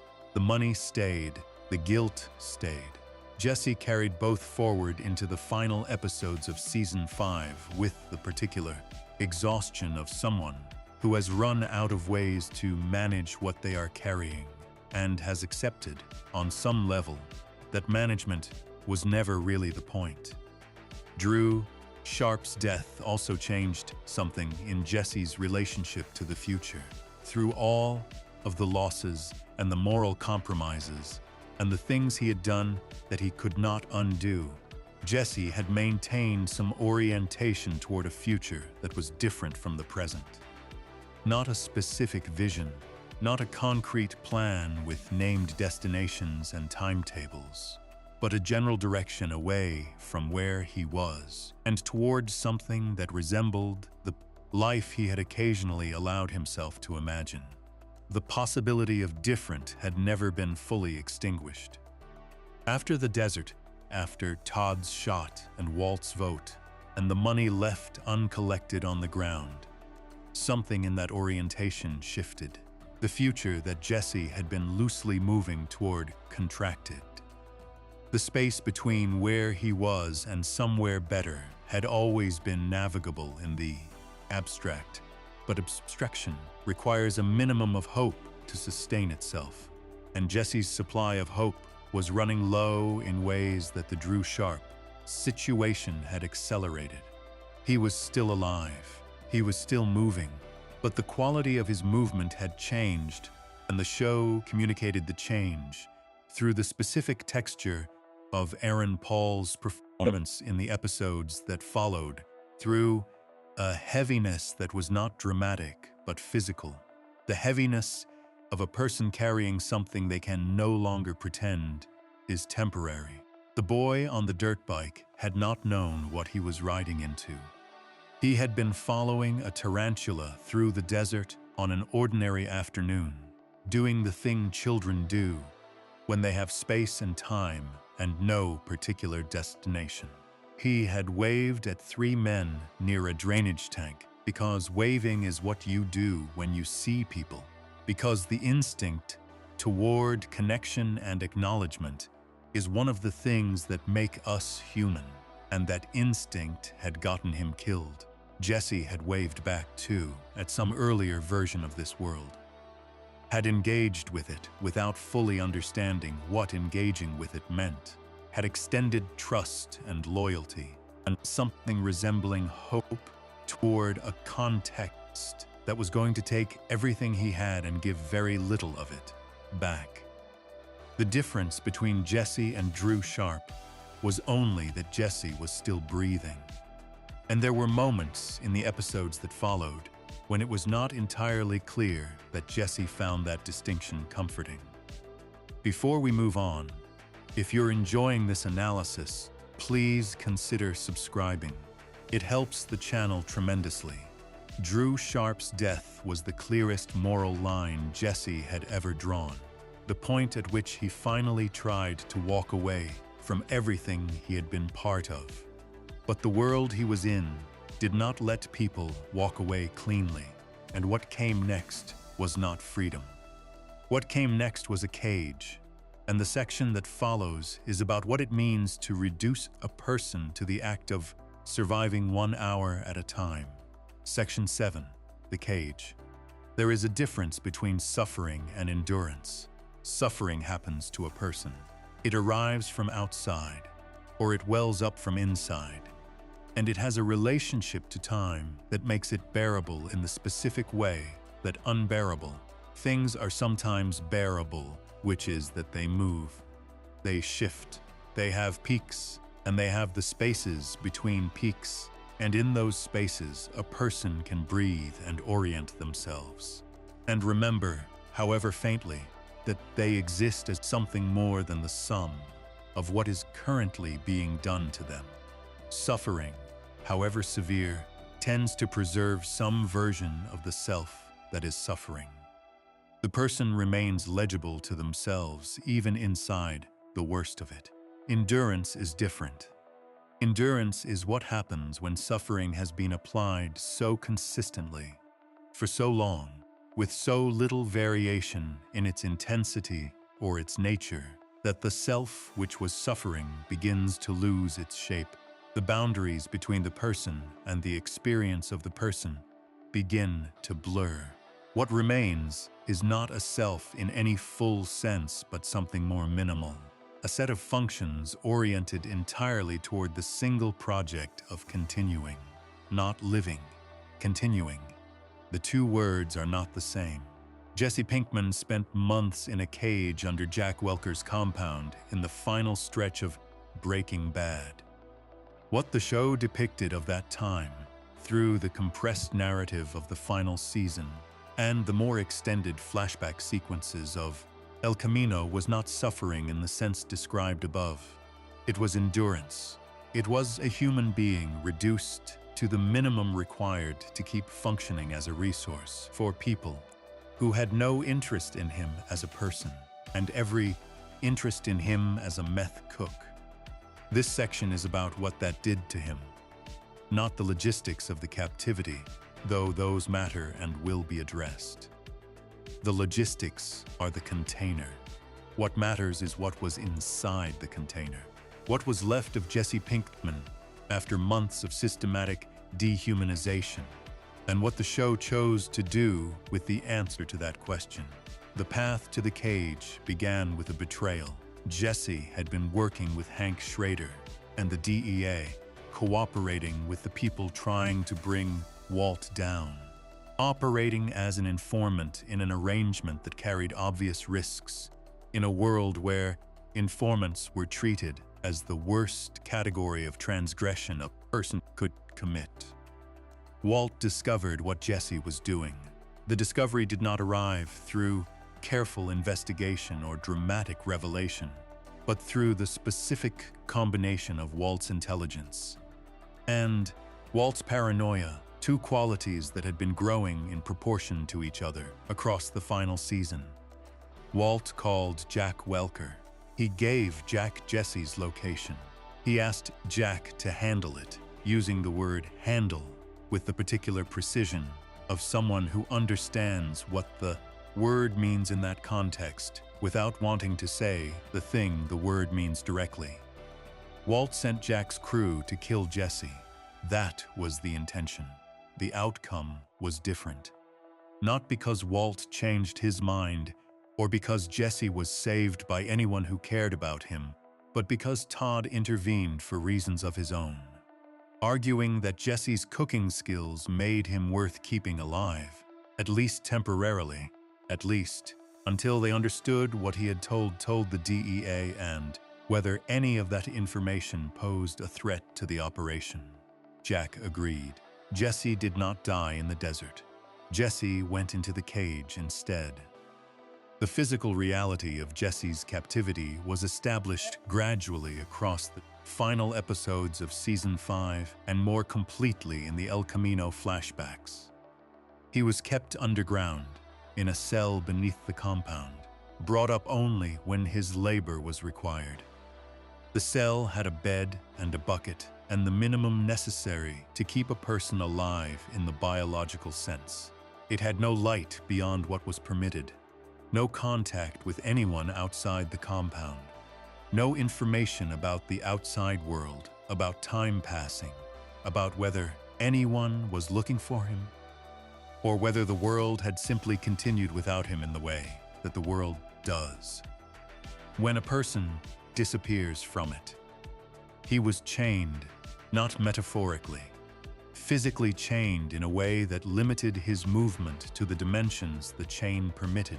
a radius defined entirely by people holding him, rather than by any desire or need of his own. The chain was a statement about what Jesse was in this context, which was not a person, but a piece of equipment that needed to be secured when it was not in use. Todd Alquist was Jesse's primary handler during the captivity. The relationship between them is one of the more genuinely disturbing elements of the final season, not because Todd was cruel in any theatrical sense, but because he was not. Todd's treatment of Jesse existed in a register that the show depicted with careful precision, something that resembled consideration in its surface. Features, while being entirely devoid of the quality that makes consideration meaningful, which is the acknowledgement of another person's humanity. Todd brought Jesse ice cream. He played music in the lab while they cooked because he had noticed Jesse liked music. He spoke to Jesse with a conversational ease that suggested he did not experience the situation as particularly unusual. These gestures were not strategic, not calculated attempts to manage Jesse's behavior through apparent kindness. They seemed, terrifyingly, to be genuine expressions of something Todd experienced as goodwill. He liked Jesse. In whatever diminished sense Todd was capable of liking anyone. He simply did not connect that liking to any obligation to treat Jesse as a human being with rights and preferences and a life that extended beyond his usefulness in the lab. This quality in Todd, the capacity for surface warmth coexisting with complete moral vacancy, was more unsettling to Jesse than straightforward cruelty would have been. Cruelty has a logic Jesse understood. He had encountered cruelty in Tuco, Salamanca, and in the architecture of the drug trade more broadly, and while it was dangerous, it was at least legible. Todd was not legible. He occupied a category of person that Jesse's moral framework, which was built on the assumption that people felt things, and that feelings connected to behavior had no vocabulary for. The cooking continued. Jesse went up from the cage and into the lab and made the product that the operation required. And then he went back down, and the cycle repeated with the mechanical regularity of a process that had been optimized for productivity rather than anything resembling human rhythm. He had no way to mark time in any meaningful sense. Days blurred. The underground space where he slept had no windows, no natural light, no external reference points by which to locate himself in the passage of hours and days and weeks. Solitary confinement research, which exists in substantial quantity, because the practice is widespread enough to have generated serious academic attention, is consistent on a specific point. The absence of natural light and meaningful human contact, applied over an extended period, does not simply make a person sad or frightened. It restructures the way a person experiences time and self. The boundaries of the self become less distinct. The sense of existing as a continuous entity, the same person who existed yesterday and will exist tomorrow, begins to erode. What remains is increasingly present tense, increasingly oriented toward the immediate, the next hour, and the next meal, and the next trip up to the lab, because the further horizons have become too difficult to hold. This is what the show was depicting with Jesse in his captivity, even if it did not use that clinical language to describe it. A person being systematically reduced, not to nothing, because Breaking Bad was not interested in simple destruction, but to something less than he had been, something that functioned and endured, but had lost access to the fuller version of itself that had existed before the cage. He tried to escape once. This matters and deserves to be understood in full before moving to the consequence, because the attempt was not impulsive or desperate in any simple sense. It was planned carefully with the resourcefulness that Jesse had always possessed and that captivity had not extinguished. He found a paperclip. He used it to work the lock on his restraints with a patience that spoke to how much mental energy he had devoted to the problem over what must have been a significant period of time. He got free. He got out of the cell. He made it to the fence surrounding the compound and began to climb. He almost made it. Almost, in Breaking Bad, is one of the cruelest words in the vocabulary the show developed for Jesse's story. He was caught. What happened next was not a beating, though the show had established that physical violence was available to Jack's crew and used without hesitation when the situation seemed to call for it. What happened next was worse than a beating, designed with a specific understanding of what would hurt Jesse most completely, what would collapse not just his body, but the remaining architecture of his will. They brought Andrea out. Andrea Cantello was Jesse's former girlfriend, the mother of Brock, the woman Jesse had loved in the period between Jane and his final captivity. She was not part of the operation. She had no connection to the DEA arrangement or to anything that had put Jesse in the compound. She was a civilian, a mother, a person whose relationship to this world consisted entirely of the fact that Jesse had loved her and that love had made her visible to people who understood that visibility as a vulnerability. Todd shot her on the front porch of her house while Jesse watched through the window of a car, restrained and unable to move or speak or do anything except witness. She was killed because Jesse had tried to escape.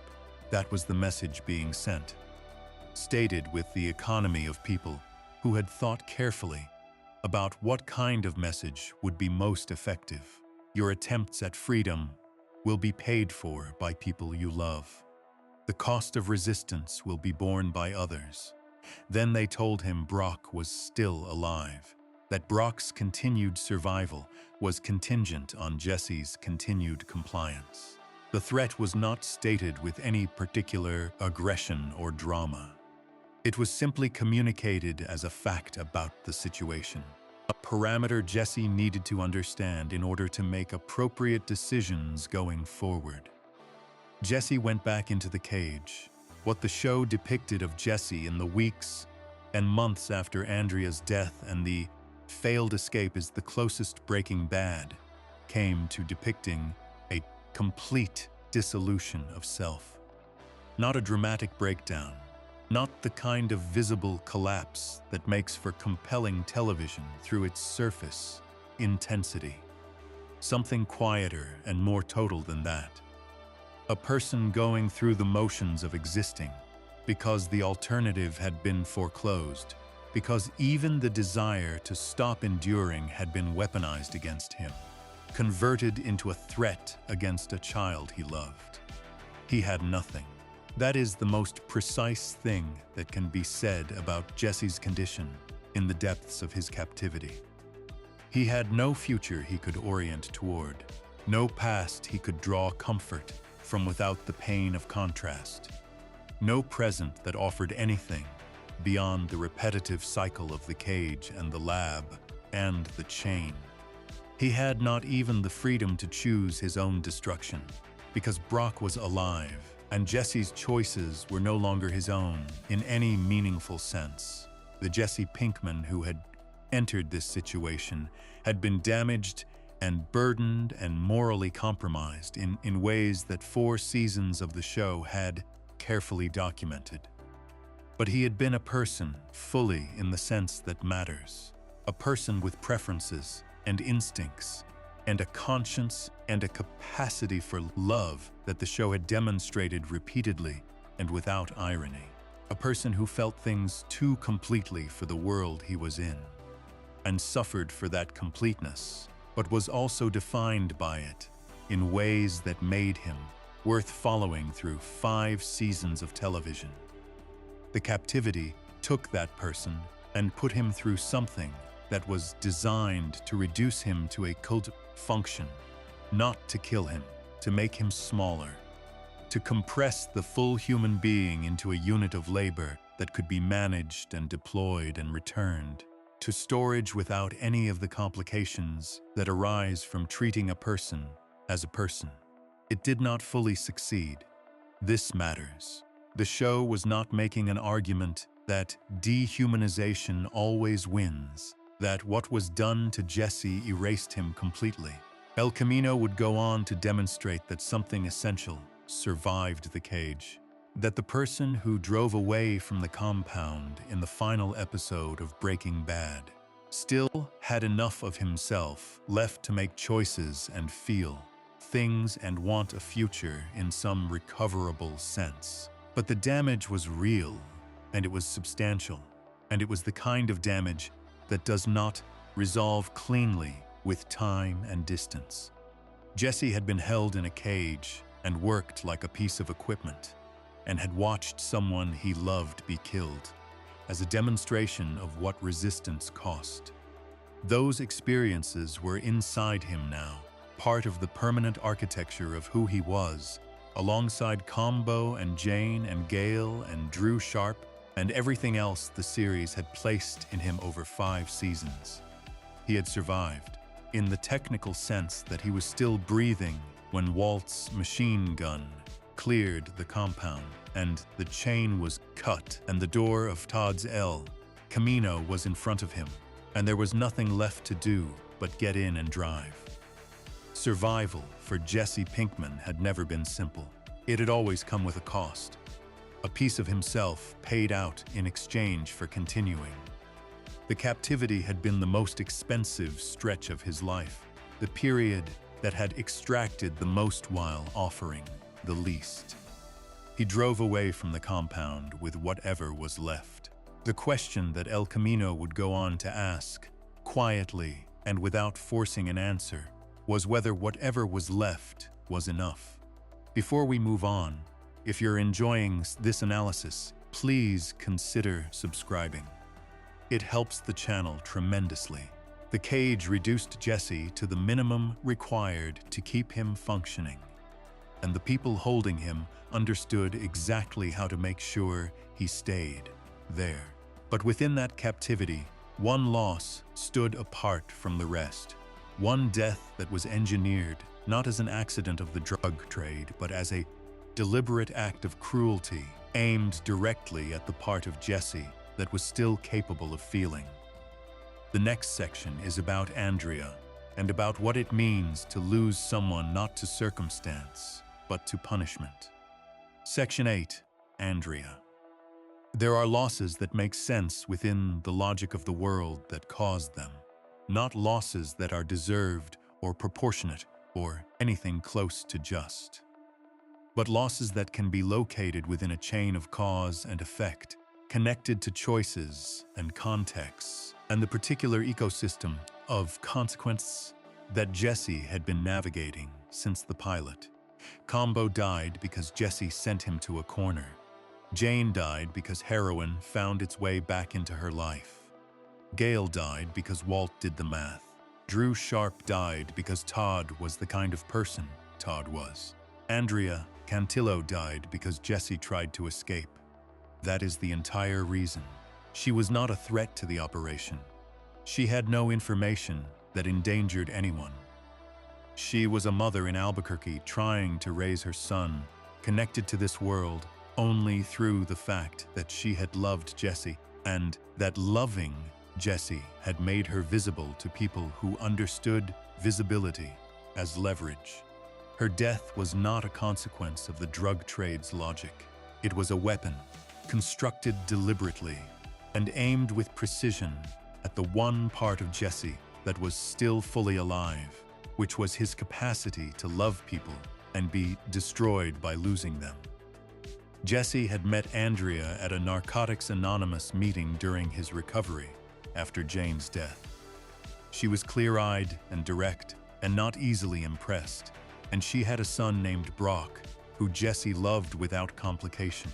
without any of the ambivalence that characterized most of his adult relationships. He showed up for that child in a world that did not reward showing up for anyone, and the show presented this simply as a fact about who Jesse was underneath everything the drug trade had done to him. She gave him ordinary time, evenings and meals and a child doing homework, and the small, undramatic rhythms of people building something that might last. Jesse, in her orbit, was not performing or calculating. He was simply present, and being simply present was something the rest of his life had rarely permitted. By the final season, they were no longer together in any active sense. The relationship had contracted under the weight of everything Jesse was carrying, but she was still in Albuquerque, still connected to him in the invisible way that genuine feeling connects people, even after daily contact has ended. The people holding Jesse captive knew she was there. They had been paying attention. Todd walked to her porch after Jesse's failed escape. He knocked. She opened the door with the expression of someone responding to an ordinary situation on an ordinary evening. She had no idea what was happening. Todd shot her once and she fell. Jesse was in the back seat of the car, restrained, watching through the window. The man beside him was there specifically to ensure Jesse received the message in its full intended force. He screamed. Then he was told that Brock was still alive, and that Brock's continued survival depended on Jesse's behavior going forward. The information was delivered without drama, simply as a clarification of terms. Jesse went back into the cage. The show did not give him a grief scene.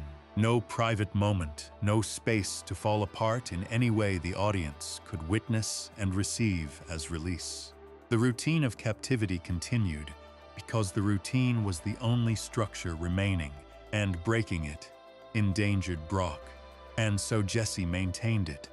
The maintenance was itself the fullest picture available of what Andrea's death had done to him. His grief had nowhere to go. It compressed inward, joining everything else already stored in that interior space, waiting for a future that might or might not provide room for it. In El Camino, Jesse wrote a letter to Brock before leaving for Alaska. The film did not reveal its contents, which was the right decision. Some things are too specific and too private to survive being named aloud. The letter existed. Jesse handed it to Ed and asked for it to be mailed after he was safely away. And that gesture, inadequate and necessary, and aimed across an impossible distance at a child who had lost his mother because of who Jesse was, is one of the most quietly devastating things the series produced. Andrea had loved Jesse with clear eyes and full knowledge of what his life contained, and that love had made her a target. Jesse carried that knowledge north alongside everything else, alongside Jane and the cage and the letter in Ed's pocket and the accumulated weight of every person the series had placed in him and then taken away. Some things are just wrong in a way that cannot be rationalized into acceptability. Andrea's death was one of them. Jesse knew it. The show knew it. And the knowing, the refusal to contextualize it into anything other than what it was, is part of what Breaking Bad was always insisting on through Jesse's story. He drove toward Alaska, carrying all of it. The weight did not decrease with distance, but the road kept going. Before we move on, if you're enjoying this analysis, please consider subscribing. It helps the channel tremendously. Andrea's death was the cruelest thing the series did to Jesse, not because it was the most violent, but because it was the most deliberate, engineered specifically to reach the part of him that could still feel. But there was one more wound waiting, one that arrived not from his captors, but from the person who had claimed, across 5 seasons, to care about him. The next section is about the night Walt told Jesse the truth about Jane, and what that truth did to everything Jesse thought he understood about his own grief. Section 9. Walt's final confession. There is a particular kind of betrayal that does not announce itself as betrayal when it happens.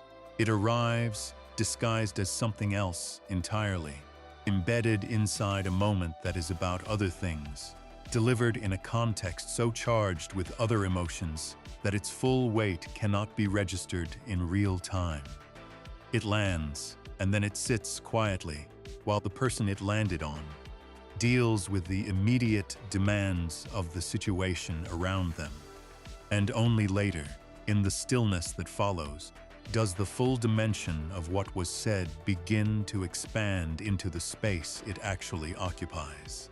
Only later does the person realize that what they heard was not just a piece of information about the past, but a revision of everything they thought they understood about themselves, about their own guilt, about the years they spent carrying something that was shaped, in part, by a lie.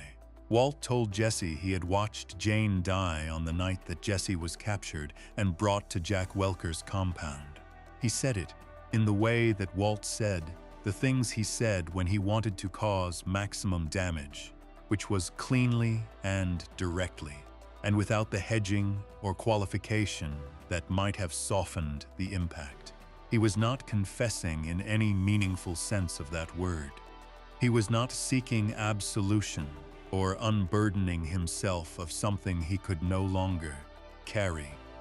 He was using the information as a weapon, deploying it at the moment it would hurt most, in a context where Jesse had no ability to process what he was hearing or respond to it in any way that corresponded to the magnitude of what had just been said. Jesse was being held, physically restrained, in the custody of men who had just decided not to kill him immediately and had not yet revealed what they intended to do with him instead.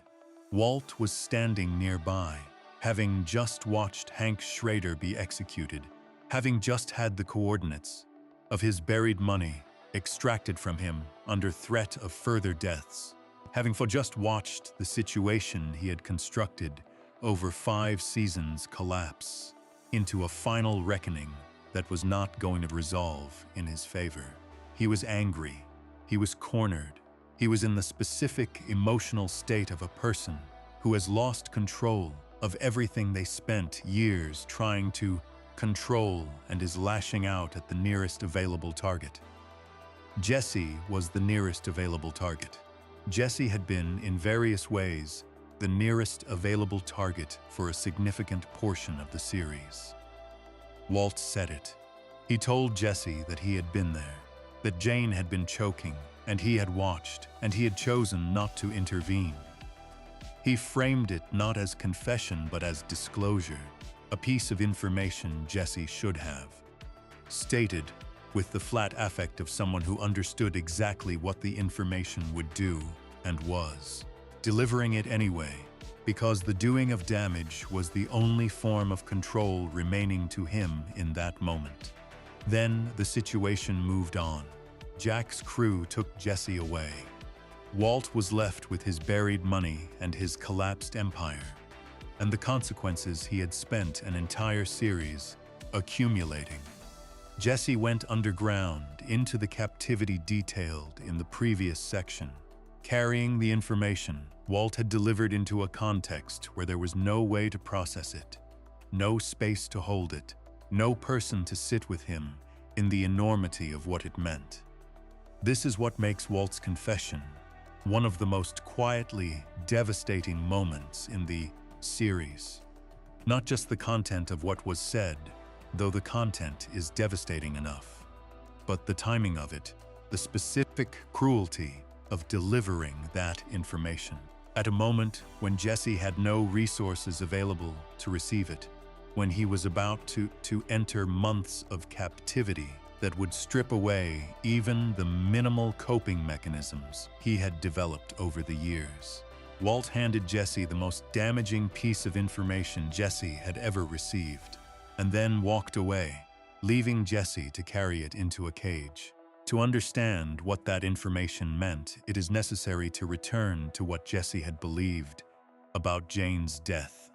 For the years between season 2 and this moment in the final season, he had believed, with the consistency of someone who has arrived at a conclusion through genuine self-examination rather than convenient self-deception, that her death was connected to his influence on her recovery.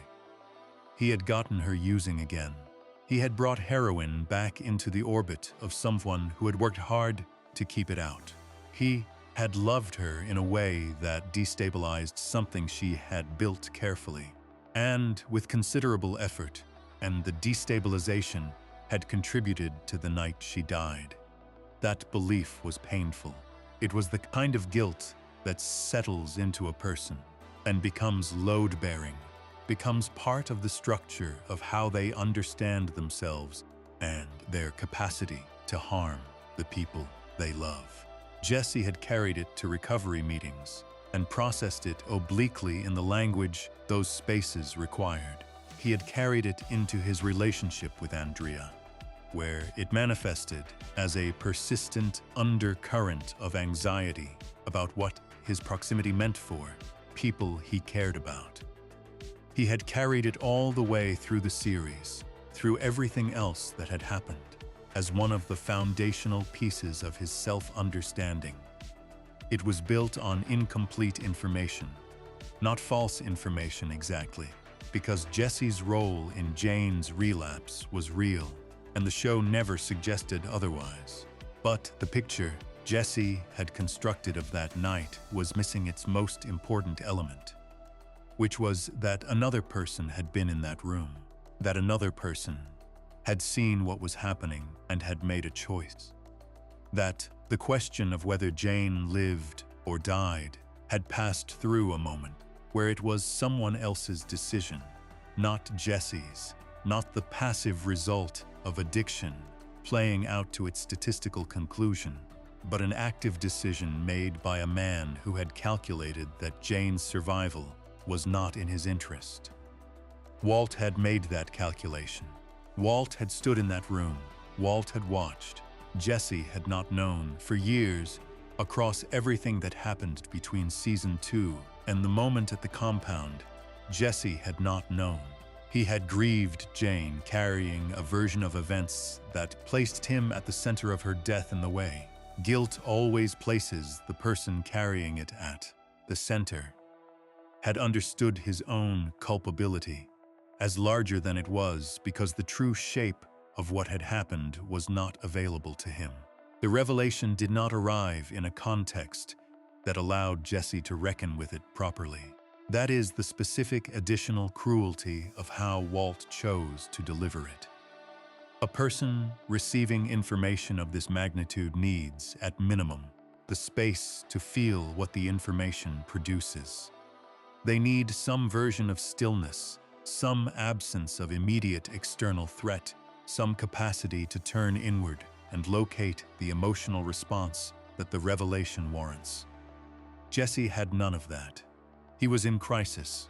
He was being held by men who had just killed Hank and were deciding what to do with him.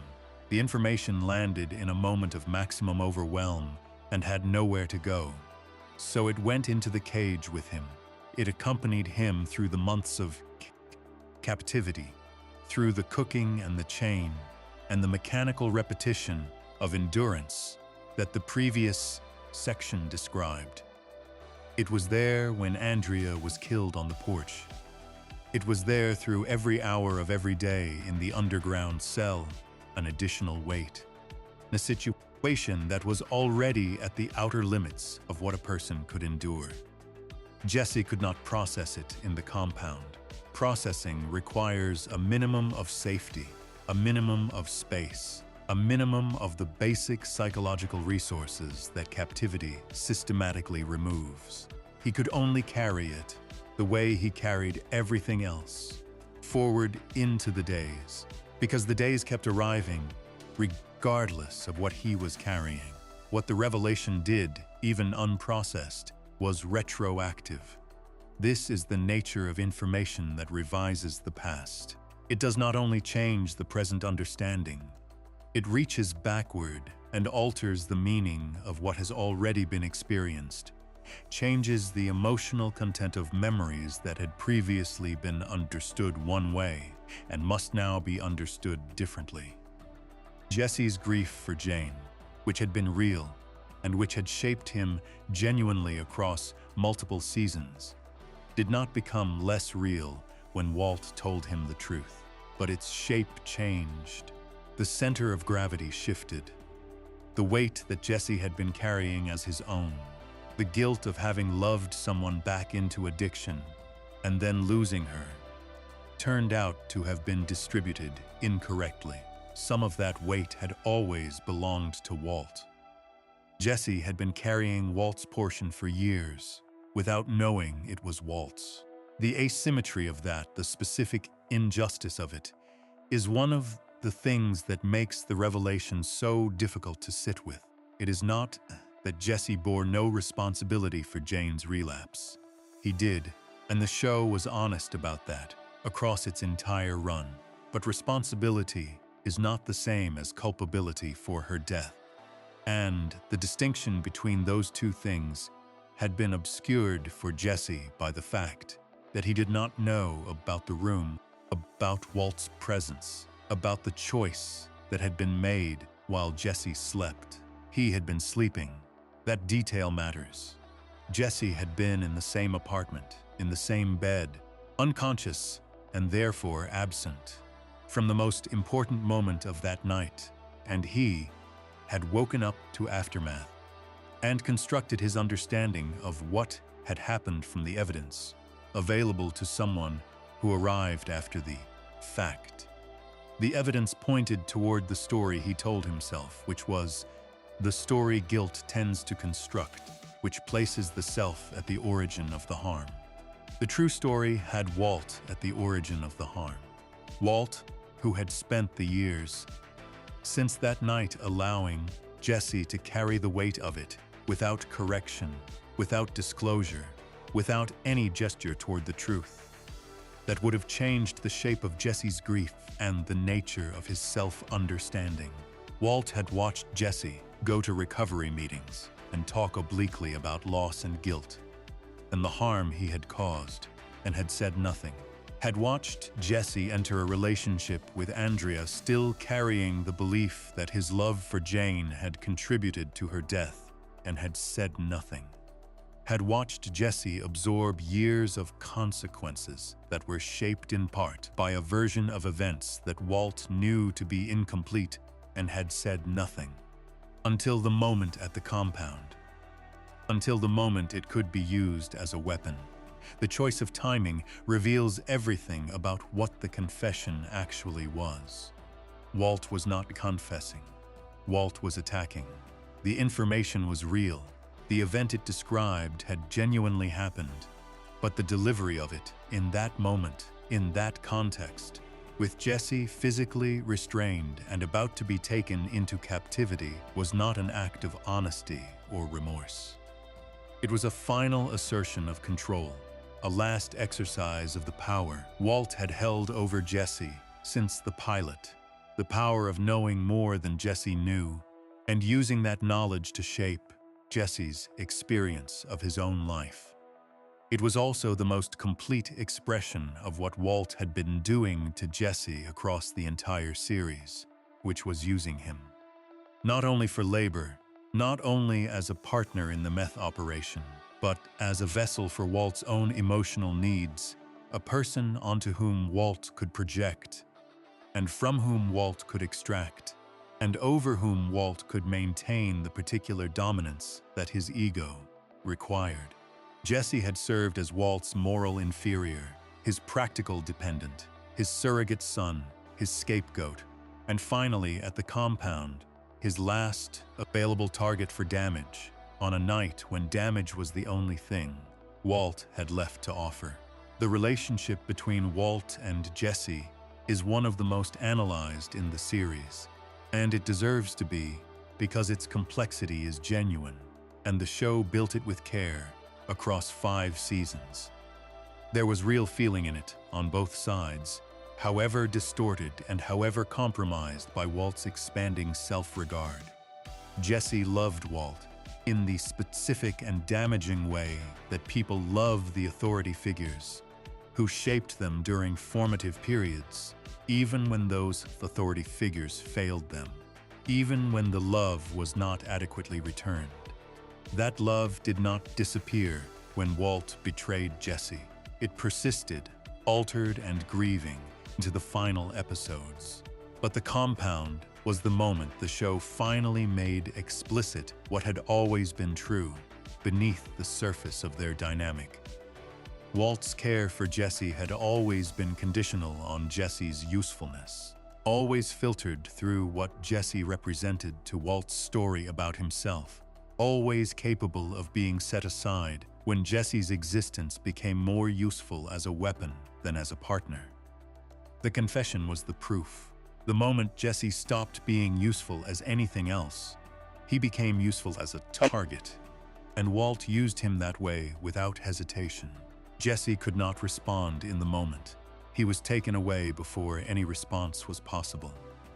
But the response came later, in the compound, in the silence of the cage, in the slow and terrible expansion of the information into every corner of what Jesse understood about his own past.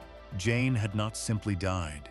Jane had died in a room where Walt was present and chose not to act. The grief Jesse had carried, as his own, had been shaped by Walt's silence. The guilt that had informed his relationships, his recovery, his understanding of what his love cost the people who received it, had been built on an incomplete foundation. He had been grieving wrong, not because the grief was not real. It was real, but because the story inside the grief, the story about what had happened and who was responsible and what Jesse's role in it had been, was the story Walt had allowed Jesse to construct by saying nothing for years. In the final episode of Breaking Bad, Walt came back. He returned to Albuquerque after months in New Hampshire. Having watched a television interview that told him his family had rejected the money he had left them, having decided that he had unfinished business that could not be left unfinished, he went to see Jesse. He had a plan for the compound. He had built a machine that would do what needed to be done without requiring Jesse to be anything other than what he was. By that point, which was a person who needed to be somewhere else, Walt freed Jesse. The machine did what it was designed to do, and the compound was cleared, and Jesse was unchained, and the door was open. Walt, bleeding from a wound the machine had given him, offered Jesse a gun and told him to finish it, told Jesse to kill him.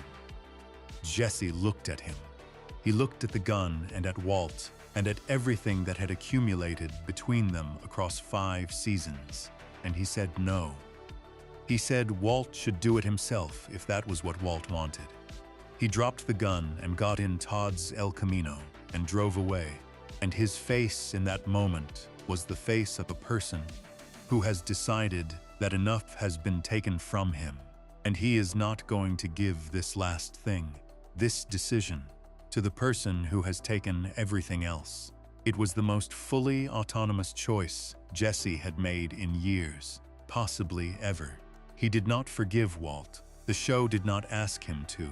The decision not to kill Walt was not an act of mercy or of reconciliation, or of the kind of grace that narrative sometimes asks its most suffering characters to extend toward the people who hurt them as a form of closure.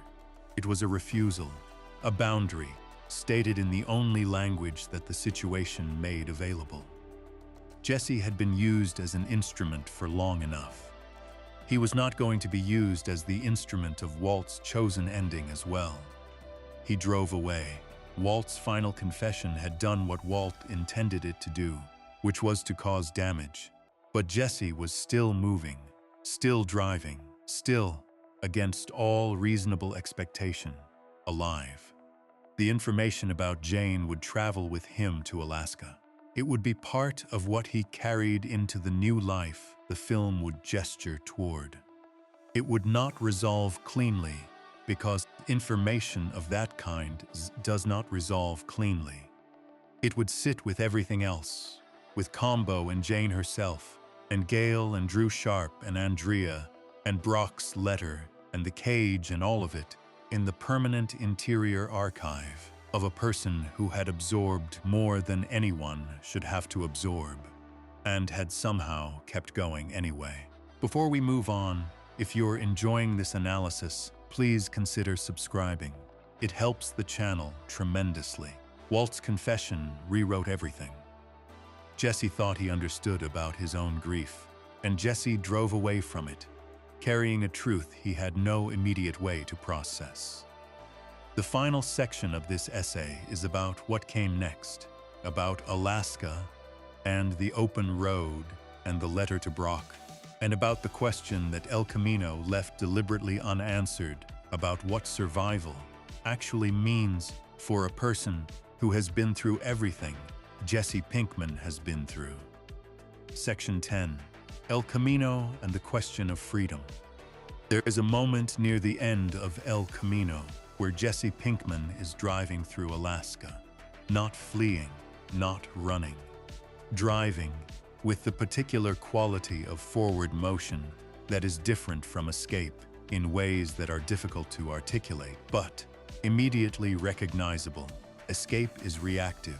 It is defined by what is behind it, by the thing being fled, by the constant backward orientation of a person whose primary relationship is with the danger they are moving away from. What Jesse is doing in that final sequence is something else. He is moving towards something, even if the something does not yet have a name, even if the destination is more of a direction than a specific place, even if the life waiting for him in Alaska is more of an abstraction than a reality he can fully picture. The film earns that image. It earns it not through sentimentality or through the kind of narrative generosity that rewards characters with happy endings because the audience has suffered alongside them long enough to deserve relief.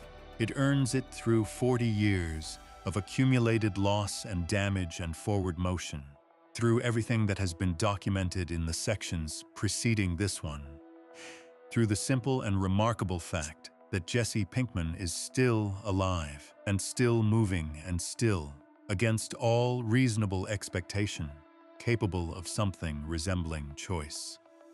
El Camino was released in 2019, 6 years after the Breaking Bad finale aired, and Jesse drove away from the compound in Todd's car, with tears streaming down his face and something between laughter and grief escaping from him as the gate opened and the night was in front of him, and Walt was behind him, bleeding out on the meth lab floor.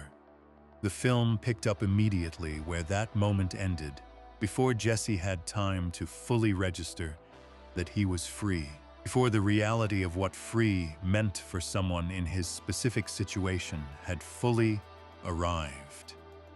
Vince Gilligan wrote and directed the film himself, which was the appropriate decision. The material required someone who understood not just the plot mechanics of Jesse's situation, but the specific emotional architecture the series had, built around him, across 5 seasons, the weight of everything he was carrying, and the particular quality of the person carrying it. A different director might have made a different film, one more concerned with the procedural elements of Jesse's escape, with the logistics of evading capture, and obtaining the resources required to disappear. Gilligan made a film about what Jesse was going to do with the rest of his life, using the procedural elements as the container for a deeper and more difficult question. The immediate aftermath of the compound was chaos. Jesse driving through the New Mexico night in a stolen car, adrenaline and shock and years of captivity still in his body, navigating by instinct toward the only fixed points he had left. Badger and Skinny Pete, his oldest friends, people who had known him before any of this had happened, and who had remained, across the entire series, essentially unchanged by the world that had changed Jesse so completely. They gave him clothes and food and a change of car, and they asked no questions about what had happened to him, which was its own form of love. The questions could wait. The questions might never need to be asked. What mattered in that moment was that Jesse was alive and in front of them, and needed to be somewhere else quickly. The film structured Jesse's attempt to reach Alaska around the practical problem of money. The man who could make Jesse disappear, the man referred to throughout the series as the disappearer, required a substantial sum that Jesse did not have access to in the immediate aftermath of his escape. This problem drove the plot of El Camino through its middle section, sending Jesse to Todd's apartment in search of the hidden cash that Todd had accumulated and never spent, bringing him into contact with two men from the compound who recognized him and understood what he represented, forcing Jesse into a confrontation he could not avoid and a resolution he could not have predicted when he knocked on Todd's door. The confrontation scene is one of the most important sequences in the film, not for its action, but for what it reveals about where Jesse was psychologically in the immediate aftermath of the compound. The two men, Neil and Casey, were former members of Jack's operation who had helped build Jesse's cage, who had been present for the systematic dehumanization of the months Jesse had spent underground. They recognized him. They were not frightened of him, which was itself a statement about the version of Jesse they had known. The version the captivity had produced, diminished and compliant and oriented entirely toward endurance. Jesse challenged Neil to a standoff, a Western-style contest, guns drawn, fastest shot determines the outcome. It was an almost absurd proposition, a formal structure imported from a genre that had no natural relationship to the world Jesse was inhabiting, and the absurdity of it was part of the point. Jesse was not operating on tactical logic in that moment. He was operating on something older and more essential, a refusal to be what the compound had tried to make him, a refusal to remain in the role of person things happened to, rather than person who made things happen. He won. The film handles this without triumphalism, because triumphalism would have been dishonest about what the scene actually was, which was a desperate gamble that happened to resolve in Jesse's favor, rather than a demonstration of competence or power. Jesse was not a gunfighter. He was a young man who had been in a cage for months and had walked into Todd's apartment with a plan that had not anticipated finding two armed men waiting inside it, and who had found a way to survive the situation through a combination of nerve and desperation, and whatever quality of self it was that had kept him going through everything that preceded it. He got the money, he got out, he got to the disappearer. The meeting with Ed Galbraith, the vacuum cleaner repairman who had moved people off the grid throughout the series, was the procedural climax of the film. Jesse gave Ed everything he had, the full amount required, and Ed arranged the transit. A new identity, a new name, a truck heading north, Alaska waiting at the end of a very long road. Before he left, Jesse wrote the letter to Brock. The film did not show the contents of the letter, and was right not to. Some things in Jesse's interior life, the show had always known to protect from. Direct exposure, understood that naming them too completely would reduce them to something smaller than they actually were. The letter existed. It was written. Jesse gave it to Ed and asked him to mail it, after Jesse was safely across whatever border separated the person he was becoming from, the person he had been, and Ed took it without comment, which was the appropriate response. What Jesse could have said in that letter is not difficult to imagine in the general sense. He could have said he was sorry. He could have explained, to the extent that explanation was possible, in the language available to him, what had happened and why Andrea was gone and what role Jesse's choices had played in putting her in the path of the people who killed her. He could have said that he loved her, the specific past tense of loving someone who is no longer present, and that he had loved Brock in the way that people love children, with a quality of uncomplicated, genuine feeling that his adult relationships had rarely managed to achieve.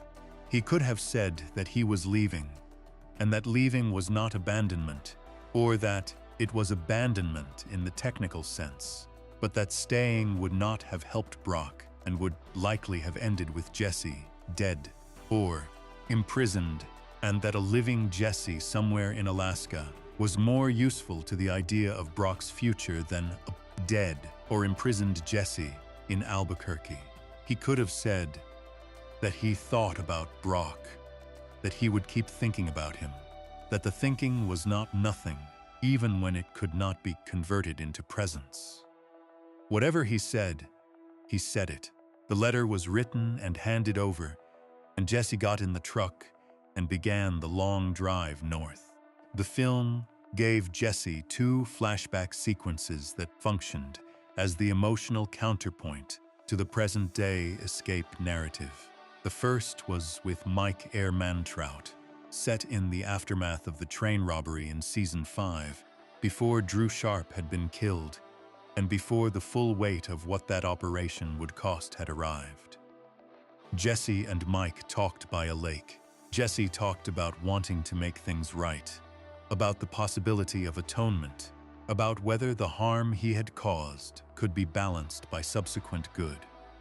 Mike told him, with the direct and unsentimental honesty that characterized everything Mike said, that there were things that could not be made right, that the option of making right was not always available, that sometimes what a person had to do was simply go forward and be different, not because it fixed the past, but because it was the only direction remaining. The second flashback was with Jane. Jesse imagined, or remembered, or constructed from the materials of grief and love and time, a conversation with Jane on a road trip.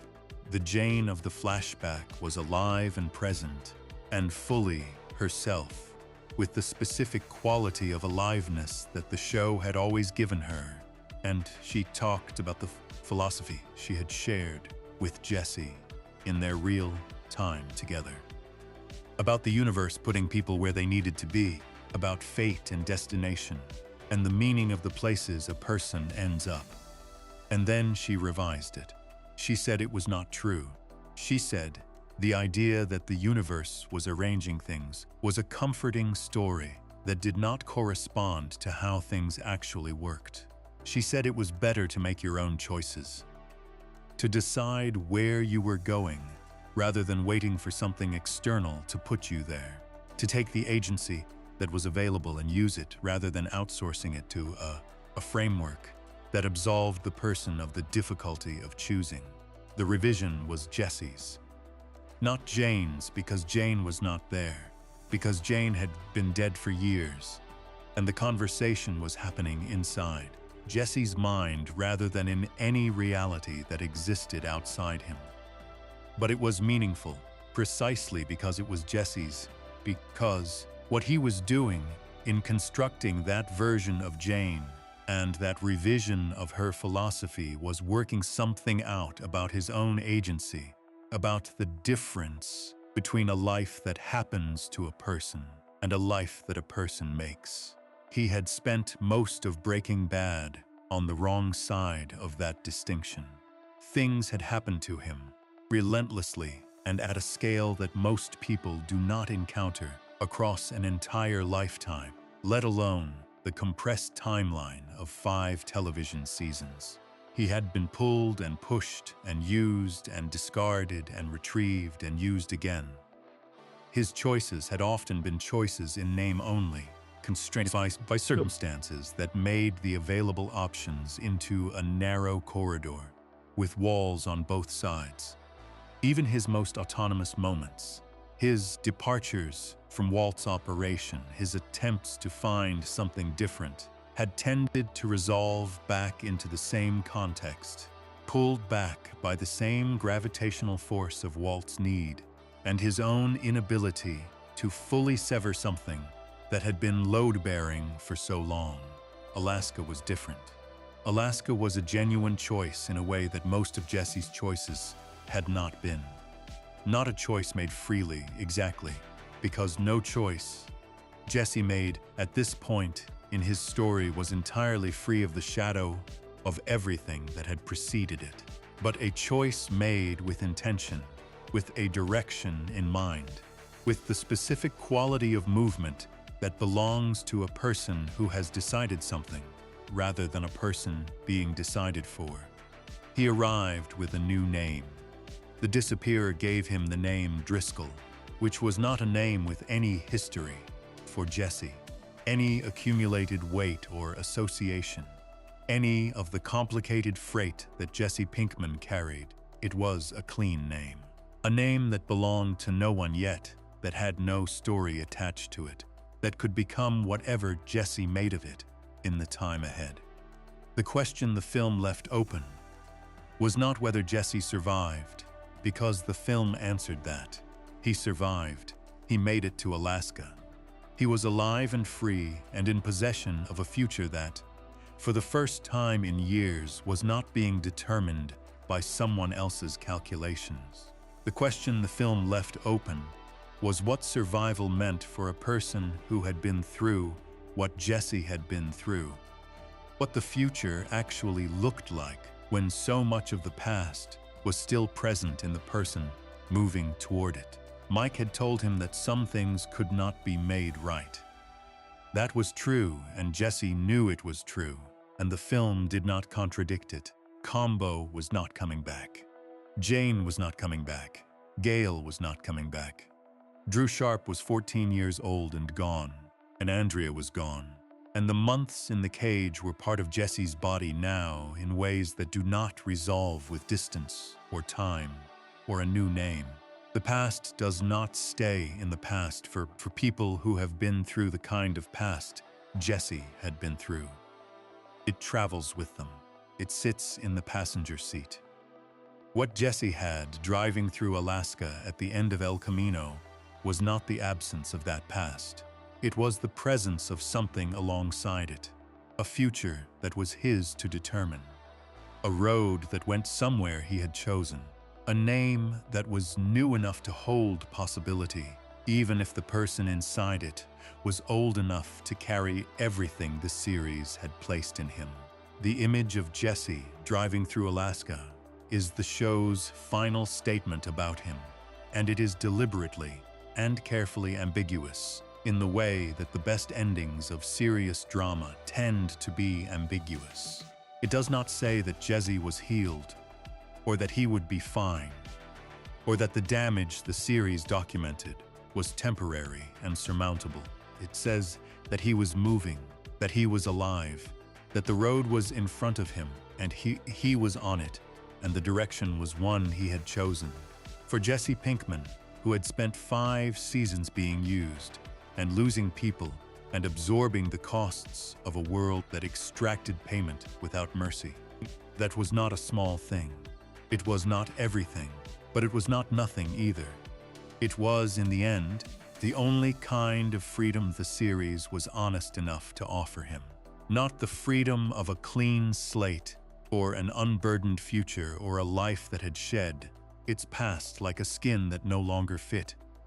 The freedom of forward motion, the freedom of a road that kept going, the freedom of a person who had been through the worst of it and had come out the other side, still capable of driving towards something, even if the something was not yet fully named.